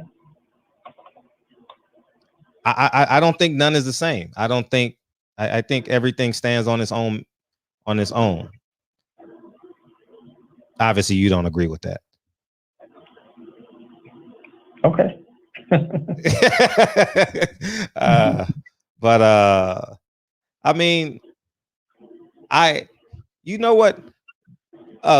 Listening to him speak, I was sitting there like I can feel like I can literally put myself in whatever we were talking about. I can put myself there with him, because if you watch his mannerisms, well, I see. I had 2 hours with him before we did the interview, right? So yeah, I was able to pick up on his mannerisms and what he gets excited about. You understand? So in the interview, I knew like one, what he was passionate about, and two, his dispositions tell the story. And I was able to say I can literally put myself in 1954 when he was talking, when he joined the Nation of Islam, or 1957 when he lived with Malcolm X, or I can literally put myself there just because of how he was telling the story. And a curator. Is that a curator? Yeah, I mean, a person they take like artifacts or certain things, and then they explain them in extreme details, but they bring them to people so they can understand them. Yeah, it's like a curator is almost like a narrator. Okay, like a narrator. Yeah. And I mean, he said a whole bunch of stuff, man, that y'all gonna. I'll send you the whole interview, DB, so you can watch it. And it's just it's very enlightening. Say it again. No, I was saying I didn't do this one with Fred. No, our times were screwed up because I text him as soon as I knew what time. I didn't know what time I was doing the interview because he's slow as hell. He's 94 years old. He's slow. So it took us 2 hours to get out of his house. You know what I mean? It took us literally 2 hours. So what we gonna do? I said, well, we gonna go to my hotel room and we gonna hang out and we could do whatever you want to do. You want to eat first? You want to do the interview first? Because he still only eats once a day, and he still abides by Elijah Muhammad's teaching. So, and I was going somewhere with this. Damn. Oh yeah. So our time. So I text DB at 12:18. I was like, text me your questions, right? And because I didn't know if I was gonna be able to call him because I didn't know my setup in the hotel and yada yada yada. But when actuality, it's the same thing. So I would have called him. But my phone, because I had to use all the plugs on this wall in the hotel. And my phone was on the other wall in the hotel. So I couldn't. So when you text me back 2 hours later, I was already in the middle of the interview. So that's what it was. So that's really what happened. So I would have loved for you to have done it with me, But actually, I wish I had a cameraman follow. The next time I do an interview like this, I'm gonna hire a local camera guy or something like that. Reason being, because the conversations we had once he started eating, and I was able to record. I put my phone in the middle of the table, so it ain't no hiding and none of that shit. He knew he was being recorded, and I put it in the thing, and it's like I put it face down because you can't see nothing. You only can hear us. And he started talking a whole lot more. And here's what I took from one of the things that he said. He said when we talked about Malcolm X, right? Because he knew I was he and I talked for 2 hours, so he knew where I was coming from. And he says, as it pertains to Malcolm X, and he said something about, oh man, what's his name? Anyway, I'm not gonna say the name because I don't want to be quoted. But I asked him about a certain minister, and he said, oh yeah, at that time every minister wanted to kill Malcolm X. And I said, huh? And he says, oh yeah, everybody did. And he said it like 3 or 4 times, and we're having dinner, and I'm like, wow. And then he also said something to the effect of about how important deviation is to them. And he says he believed every word, every syllable that Elijah Muhammad said, every word, every syllable. And all this is like, so I can understand, like I shouldn't say understand, but I'm starting to see like how they operated. And like, I don't know if I could have done it, because I'm very independent. I'm gonna tell you how quick this was. I got up Friday. I was having panic. I've never had a panic attack in my life, guys. Never in my life have I had a panic attack, right? And I use the term panic attack loosely. Okay, not like, oh, I'm dying, I'm gonna kill myself. No, nothing like that. But anyways, I was talking to Khalila Muhammad on Friday. And for those of you who don't know, my license is expired because of COVID, and I couldn't go to the DMV. And I took my business out of the post office and I moved it to a black business postal thing, right? So all my old mail from the DMV went to the post office, and I couldn't renew my license. So that's why I couldn't renew my license. So anyways, so I'm thinking I can't get on the plane. And so I'm talking to Khalila Muhammad because she and I was going to go down together at the same time, right? And we was going to coordinate it, and so be it. And this was Friday. Friday night, I go to bed. I wake up having panic attacks, like out of breath, like, and I'm like, I gotta go see this man, because I wouldn't like myself if the man, because he's 94 years old, right? So I would be mad at myself. I had an opportunity to interview this man, because we've been conversing for 2 weeks now. Me and John Ali had been conversing for 2 weeks, and so I said, so Saturday I wake up and I says, let me see if I could travel on an expired. I am ride dirty. If I can fly with an expired license. I'm just interested. I've never done it before. I've never had an expired license in my life. So my passport got stolen somehow, some way. And I'm mad because it got like 40 countries on it. And so I drive to the airport. I literally drive to the airport at 12 o'clock. 12 o'clock noon. I go run my 4 miles in the morning. I go to my first day at Planet Fitness. I get out the shower at 1 o'clock. 1 o'clock to be exact. I was at the airport at 1:03. So I go to TSA and I say, excuse me. And I say, excuse me. Let me finish the story and I'll let you in. So I says, so I go to TSA and I say, can I travel with an expired license? It says, yeah, you have up to a year. And I says, really? I come home and I says, I'm going. I didn't even call John Ali. I says, I'm going to Chicago. I was at the airport by 4 o'clock. So from 1 o'clock to 4 o'clock, I was at the airport. I mean, thank God I'm have the capabilities of moving that fast.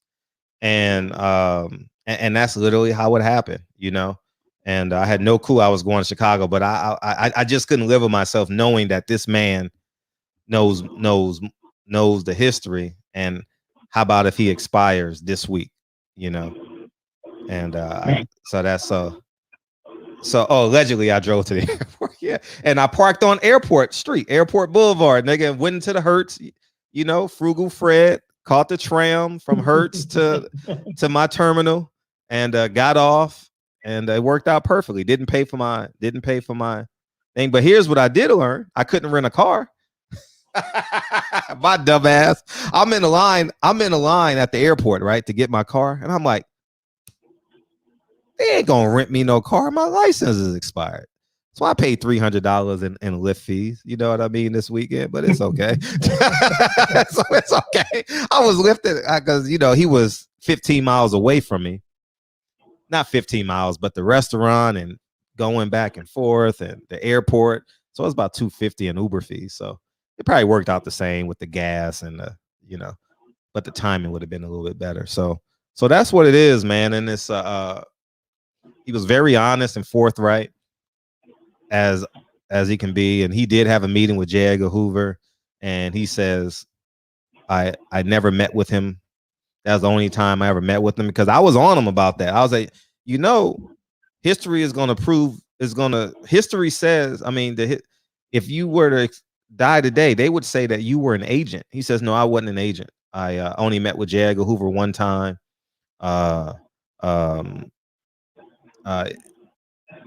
And I told people, I told Malcolm X, I told Elijah Muhammad, I told everyone that needed to know that was my history, and they let them in. So y'all take what you want to take from. I was very deliberate with my questions. He's 94 years old, so I had to repeat a lot of stuff, and but it is what y'all start getting it like tomorrow or Wednesday. It'll start dropping and shit, but it is what it is, man. And more stuff is to come out. Some stuff you gonna like, sometimes you gonna hate me, sometimes you gonna like me, and I'm comfortable with it, but this is something that I've been on my heart for 20 years, and now that I got the finances and I got the freedom to actually do things like this, I'm gonna do it. That's why I'm so happy that fighters aren't fighting, man. Like, this is more important than boxing, but I would have never thought about it. You get what I'm saying? Yeah. I would have never thought about this because I would have been in Texas. I would have been at a strip club all weekend. This weekend, I ain't lying. I wouldn't even went to the fight. Maybe I would have, because Mo Hooker was fighting. I probably would have went, but I wouldn't have been thinking about going to the fight. I would have lied, and I would have lied. Said, I'm going to the fight. No, I ain't going to no fight. I'm going because I wanted to spend 3 days in Dallas. So I would have been there this weekend, and I would have had this project in my head, So I'm doing a lot of work behind the scenes, and as they come to fruition, they come, and I don't know the timing of them. I don't know when things gonna look our way, and So, but yeah, expect something culminating by the end of the year, though. So, but yeah. So that's where I'm at with it, man. And being a truth seeker is a gift and a curse to the people that's looking on. Because you will forever have ideologies and biases, and because you're human, and then there's a side of you of the unknown. Like, listening to him was a lot of the stuff that I didn't know. And so I was very happy that he was very forthright. Was he honest? History is going to tell us whether he's honest or not. I can't say, oh, you're lying. I don't know that, So, but I can cross-reference my facts and all that. And I talked to him about a lot, y'all gonna like it, because I asked him the questions that, are you an agent? Were you an agent? Nah, I wasn't an agent. He talks so slow and deliberate. So, but yeah, go ahead, DB. No, that's I'm just enjoying listening to these. For some people they might call them bucket lists. For some people they might call them, being a dream catcher or whatever it may be. But you had these things in your head, and these are dreams and aspirations and ideas, and they have came to and are coming to fruition. So it's it's good just to hear it and be this close to it. You know what I mean? Yeah. Oh yeah, very close. As close as you can be. Yeah. Yeah. And he asked about, he was talking about and we spoke about Khalid Muhammad. God, I wish I had a fucking camera. No, don't say too much, because people got to listen to it. No, it wasn't on camera. This wasn't on camera. Dude, I got so much off camera, the stories. I wish next time I do this, I gotta have a cameraman follow me. I gotta produce it better because the shit he was saying, I got like 8 hours of information that's only gonna be documented in my head, and half of it's gonna be lost. But he was talking about Khalid Muhammad, and because I asked him, I says, why do if you deviate, because he loved the word deviate, he says it 100 times. Deviate, when you deviate, why? Or when you deviate from the leader and you're his right-hand man, why does that have to cost you your life? Because and that's when Khalid Muhammad came up, right? And about him getting shot in Riverside. And he says, well, and then he went back to what Malcolm said. He said Malcolm knew what was coming because he helped create it. He know the energy in which it, he didn't say this, but the energy in which it come from. But I'm like, why is that the expectation? He didn't really have an answer for that. He didn't really have he didn't have an answer and then he's just basically like shrugs. You know how the Michael Jordan shrug when he hit the 6-3 against the Portland Trail Blazers, so I always wondered that, like when Khalid Muhammad, Malcolm X, I always wondered, so. You wonder why they why they knew it was coming? No, he said, no, he flat out said, I might drop this video tonight or tomorrow but you got to see him say it though. Like you got to see, man, it's like driving over a jelly bean. So I'm like, why are you so emotionless? Because I don't care who it is. I would be somewhat emotional. This man was great friends with Malcolm X. I mean, listen to me. They lived together for 4 years. Malcolm X had his first child. Attila, I believe is the oldest. Attila lived with him their first year. So I'm confused. Like, that's what bugged me. I asked him 15 times, why are you so emotionless? He said he's a hypocrite. But I just couldn't. I don't know if I can. I don't know if I can turn. I don't know if I have that turn off and on switch with human life. You understand? Like, I don't know if I can do that. And then he talked about. He gave me some biblical analogy. Oh gosh. Oh, he gave me a biblical analogy. It'll come to me, but he gave me a biblical analogy that I'm drawing a blank on right now. But it was interesting. It was a hell of a ride though. Man. It was I wish you could have came with me. It was a hell of a ride, dog. Man. If I had more time, I would have called you and PPD and maybe y'all could have worked it out. But it literally went from, how Drake or the best in the world say 0 to 100 real quick. It went from 0 to 100 real quick, man. No. I ain't even lying. I ain't make no concessions or nothing. I said, I'm going to Chicago. Y'all deal. Lincoln, Kennedy, I'm gone. Dre, you figure it out. Y'all do this. I'm gone. Like, you know what I mean? So, and it worked out. I was only gone a day, but yeah, so, but that's it, man. I'm happy to do this. And this is going to happen a lot more often. I know I ain't gonna lie. I'm trying to get the top of the top. I'm trying to get everybody, so, and that's why I'm inviting a lot of Nation of Islam members on. I'm still perplexed. I'm still not understanding the disconnect between human life and the teachings of Elijah Muhammad. I still don't get that as it pertains to Malcolm. Like I still can't fathom a culture over religion because you disagree. I still can't fathom that. I don't get that at all. So, DB? Yeah. Yeah, I want people to be able to listen to all the interviews that we've done. So,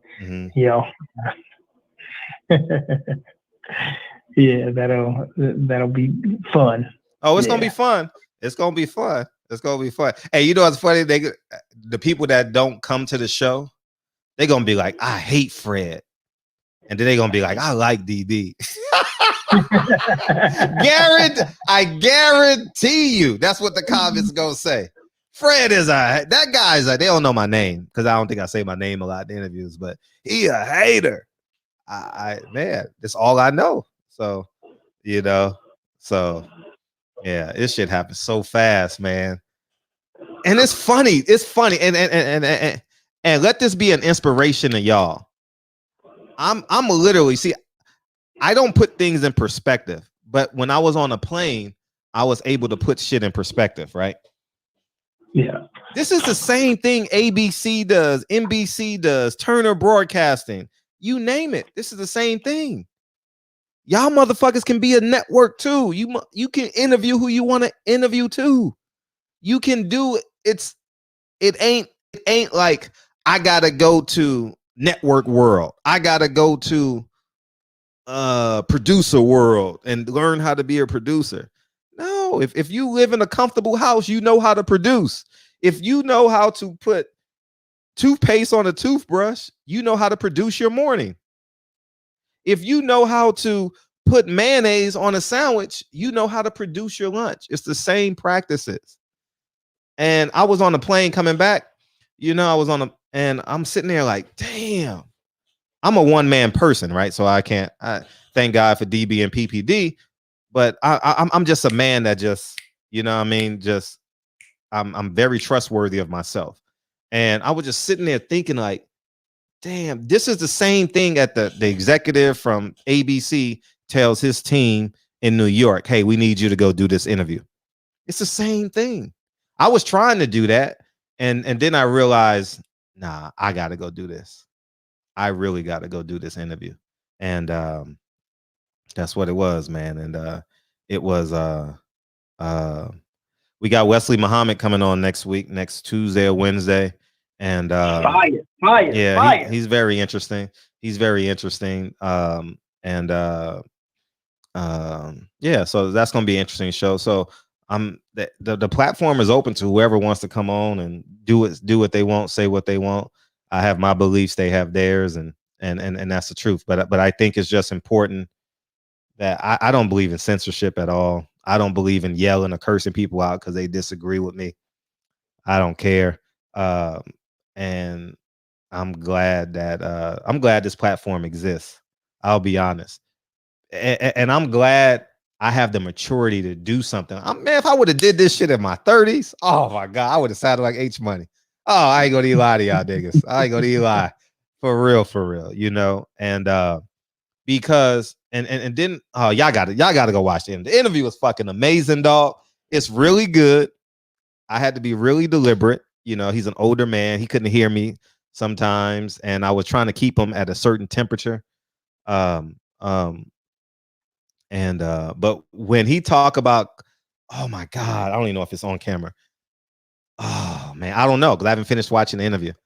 I'm trying to get Nuri now. So if you know Nuri Muhammad, tell him to come on. I'm not gonna DM the nigga twice. I'm just not doing it. But I'll just say, that's a busy man. Yeah, I know you're a busy man. I don't hold it against him, but I'm sitting there and I'm literally not about to. Nah, I'm not doing that. And because you asked me to do something once, I'm gonna do it. I respond to every DM, I respond to every phone call, every text. You know what I mean? I don't say, oh man, I was busy Tuesday, man. It's fucking Saturday. I ain't that type of person. So I go in, it's just anyways. What was I gonna say? What was I talking about, DB? Shit. You were talking about getting some people on. You said you got Nuri on. You were talking about Wesley Muhammad coming on. Yeah, Wesley Muhammad. Yeah. That. I forgot. Yeah. I forgot. But anyways, man. Producing your own. People producing on shows and being able to be content creators. Yeah, and the hot button about obviously Elijah Muhammad and whether or not they were his wives. You're gonna really it's Man, I'm just gonna say, y'all just go to enjoy the interview. I didn't hold no punches. I asked him kind of, but it's just I don't know if it's on camera or not because I haven't finished editing the interview yet. But if it's not, I'll tell the story. It's on camera, me asking him, but he opened up at dinner, and he's just sitting there like, "Oh no! Here's what he said. It is on camera. It is on camera." And this is the last thing I'm gonna say. He said, Elijah Muhammad has secretaries everywhere. I said, what? At dinner, but at dinner, he talks about it more. And this is Elijah Muhammad's right-hand man. Like right-hand man. Like I am to DB, DB is to Fred, as it pertains to this show. Like, he says, oh man, everywhere. And I'm like, huh? And the dude, I don't have this on camera, so I'm gonna tell you guys. He said, oh yeah, we all used to eat dinner together.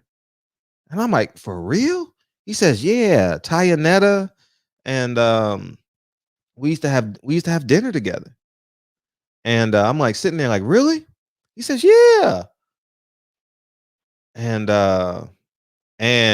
when this is not on camera. And when I talked to him about Clara Muhammad, he was like, and all this is off camera.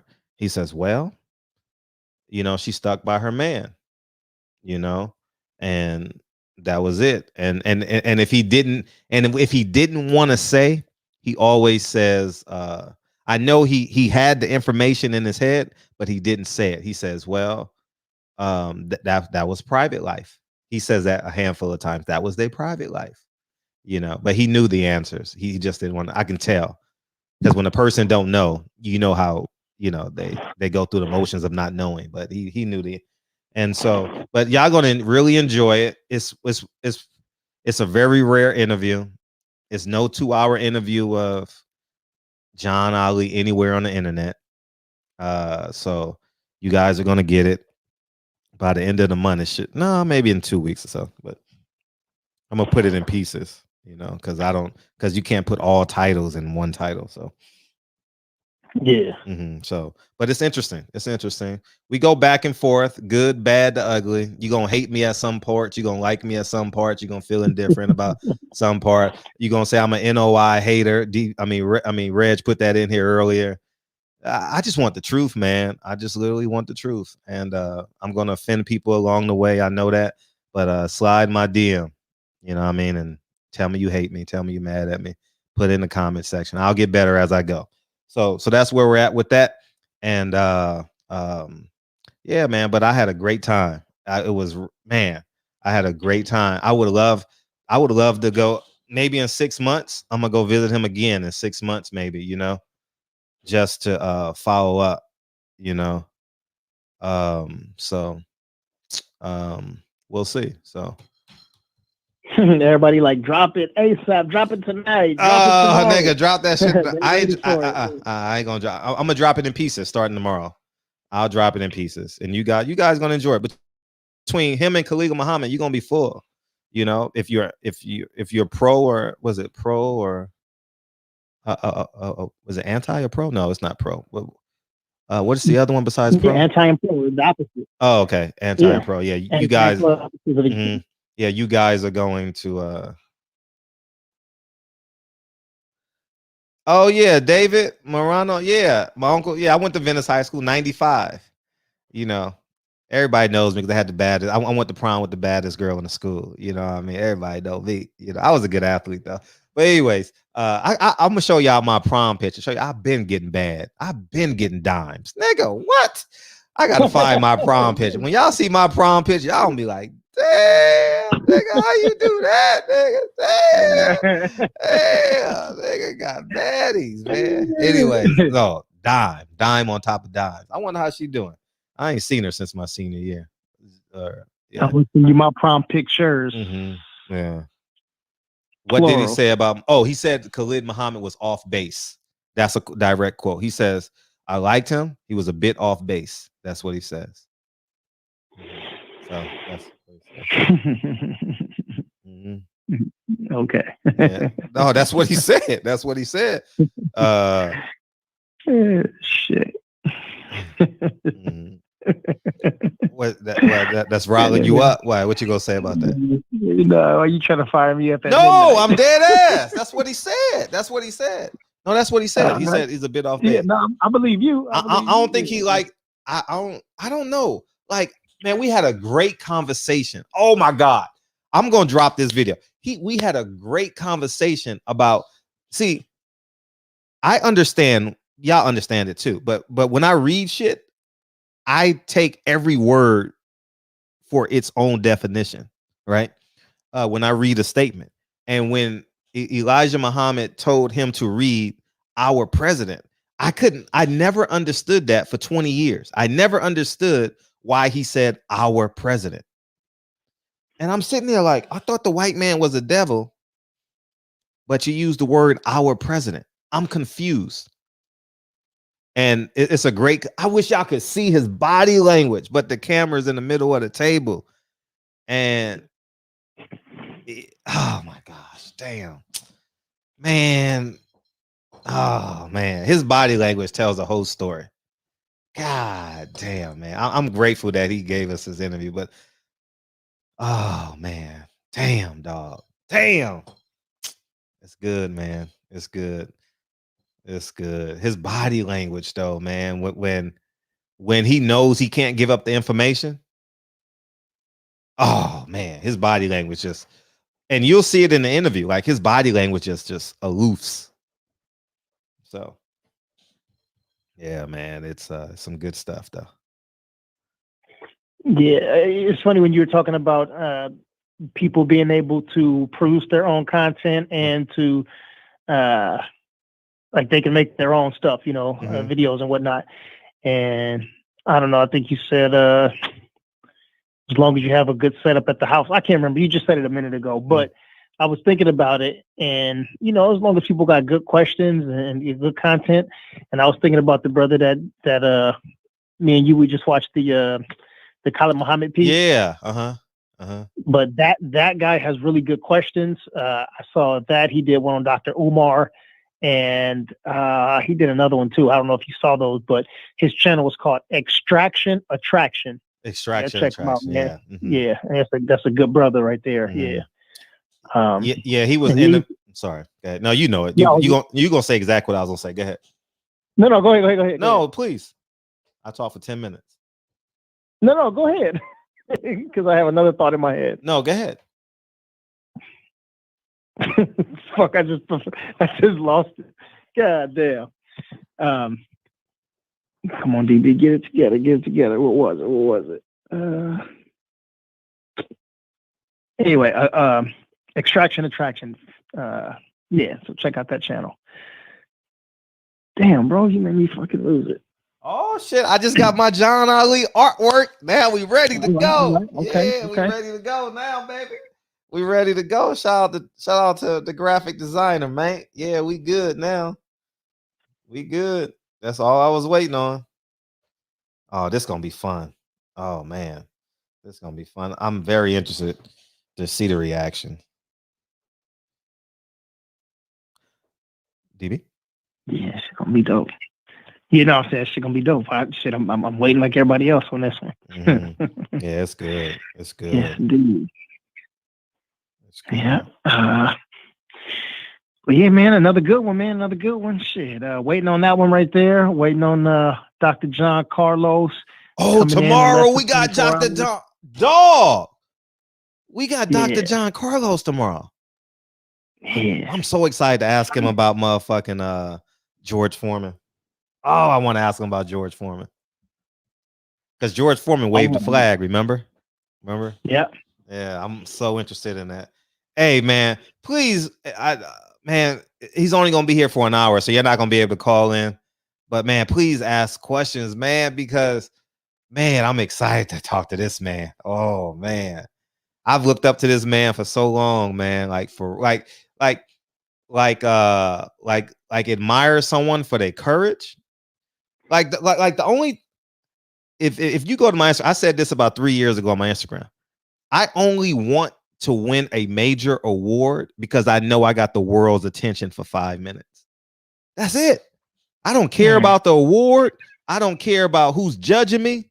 I'm just saying, I know I got the world's attention for 5 minutes. And he had the world attention for 5 minutes.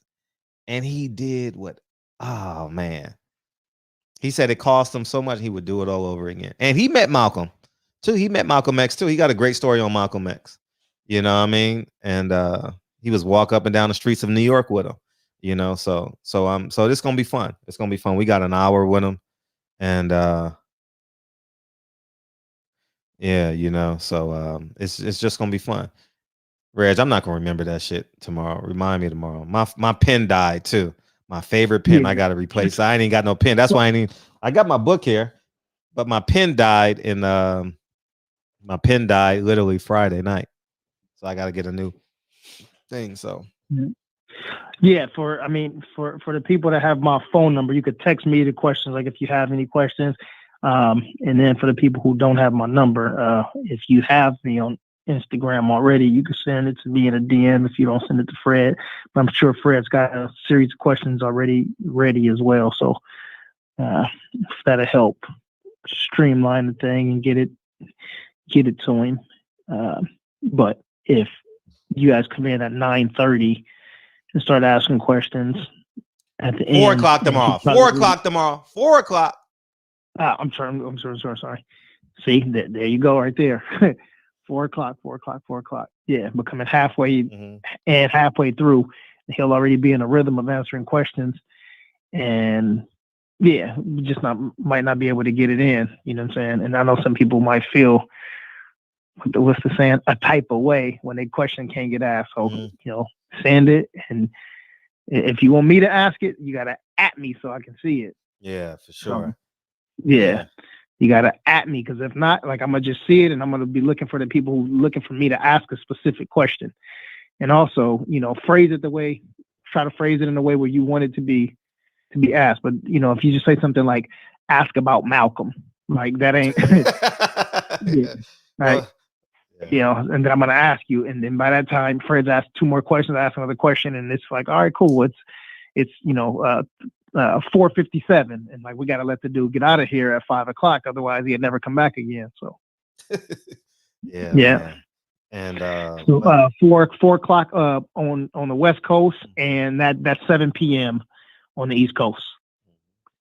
So for Love Is the Word and Peoples Hernandez, all the people on the East Coast is going to be 7 p.m. your time, 7 p.m. on the East Coast. Wow. West Coast, 4 p.m. So put a reminder now, because usually when we do them at 4 o'clock, people come in at about 4:15 or 4:30. Oh, I know you guys are going on. So yeah, we got at least 250 people right now that can get it. So yes, indeed. All right, yeah. Kyle is gonna go live again, so y'all can hit the link if y'all don't already have it. I'm sure he'll drop it in a second. But we got to keep on pinching pennies for in the GoFundMe so we can get that stuff done before 2021 is over.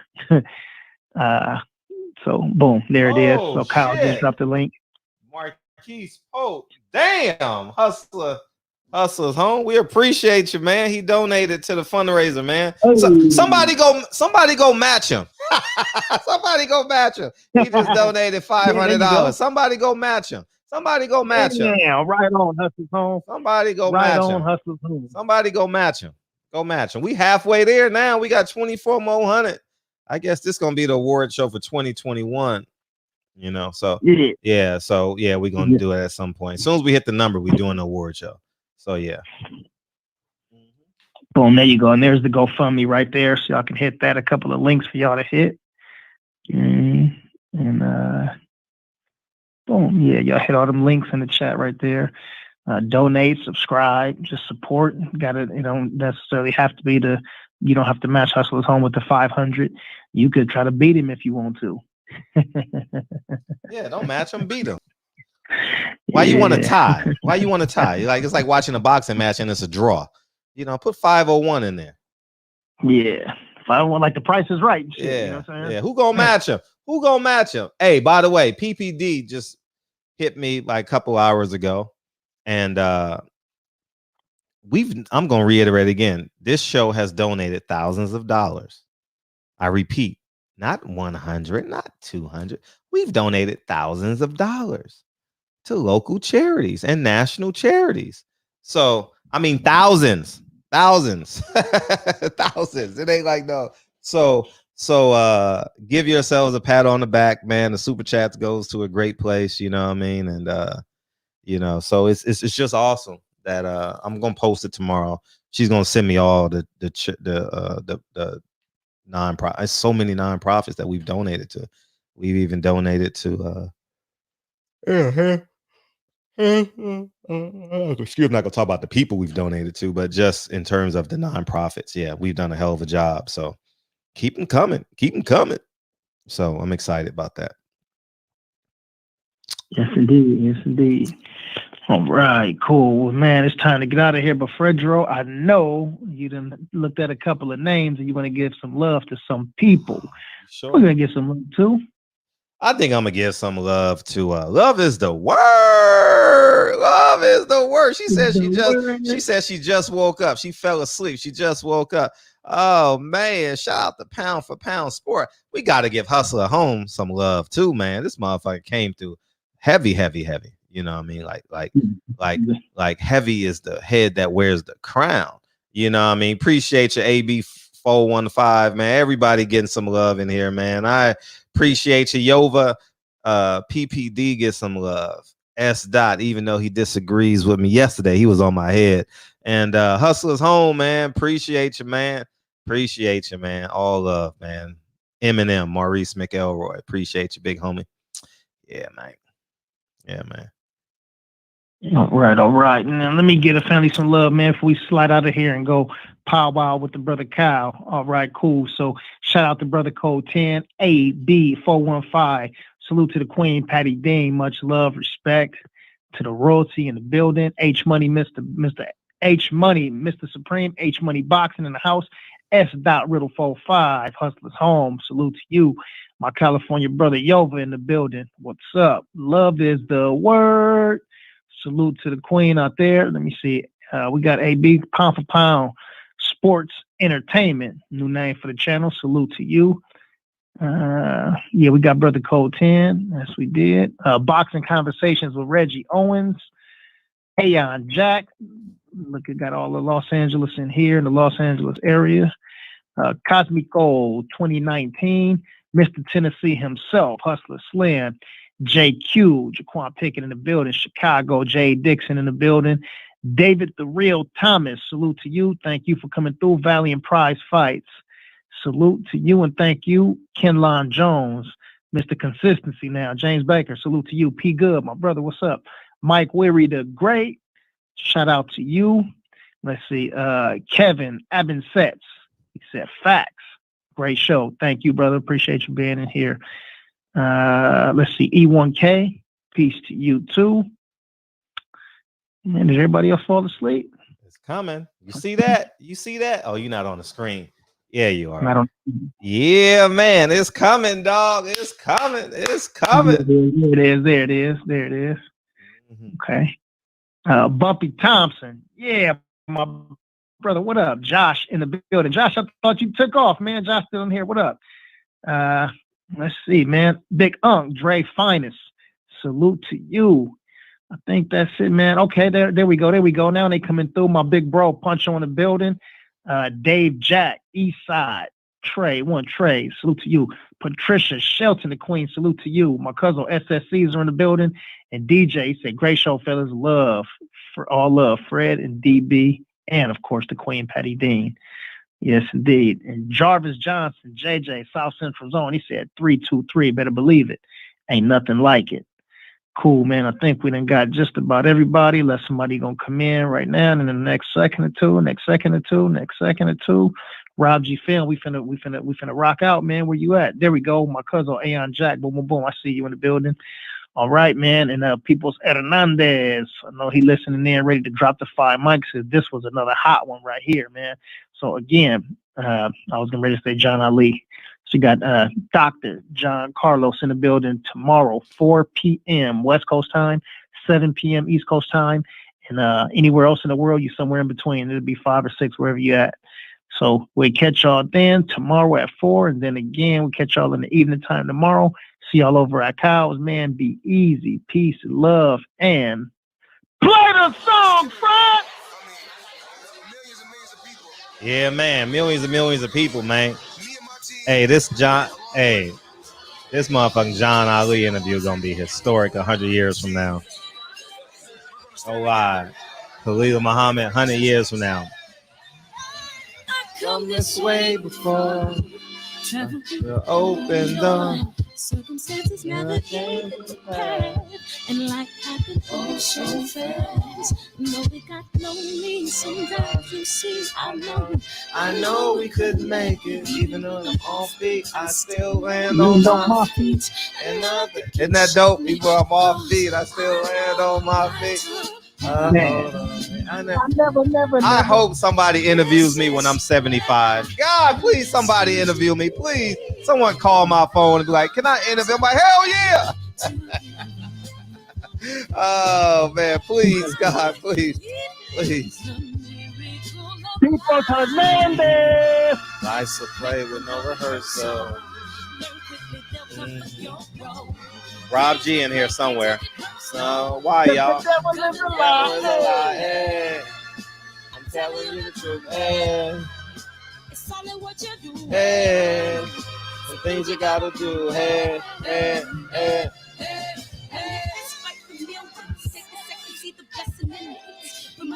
The much is given.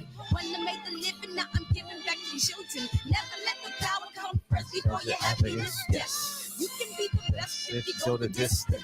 Mix a little sweat with your persistence. You know that the best things are never instant. Just shine and see the brilliance.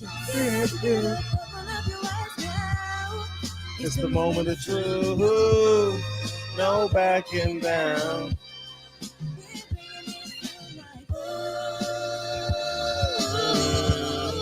For the children, it's a giving. You gotta give it. Be a blessing. It's my personal statement. Running in like a Like I'm aces, learn and develop paces, determined to be the greatest yet. Bobbing and weaving, they change it up like the season. So I do it for all my people. Jabbing the competition, back up against the ropes. Fighting for recognition, I'm fighting just to promote equality where we lack it. Or cancer slowing our road. I'm confident we'll make it. We focus on common goals.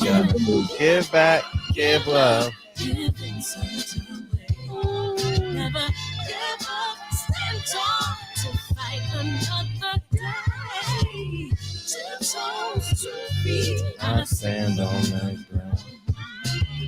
I'm going back soon and fight this final round. Last time, y'all. No rehearsal. Yeah, bro. Because the devil is a lie. Hey. Telling you the truth, hey. It's all in what you do, hey. The things you gotta do, hey, hey, hey, hey, hey. Yeah. Peace. Rice, bruh. The Sweet Science Examiner, Big Tank in the building. See y'all, family. Love y'all, man. Thank you, man. Great show tonight, man. Great show. We got 2 shows tomorrow night, man. 2 shows. Appreciate you, man. Big homie. All right, love you, DB. Go on. Love you, brother. All right, peace.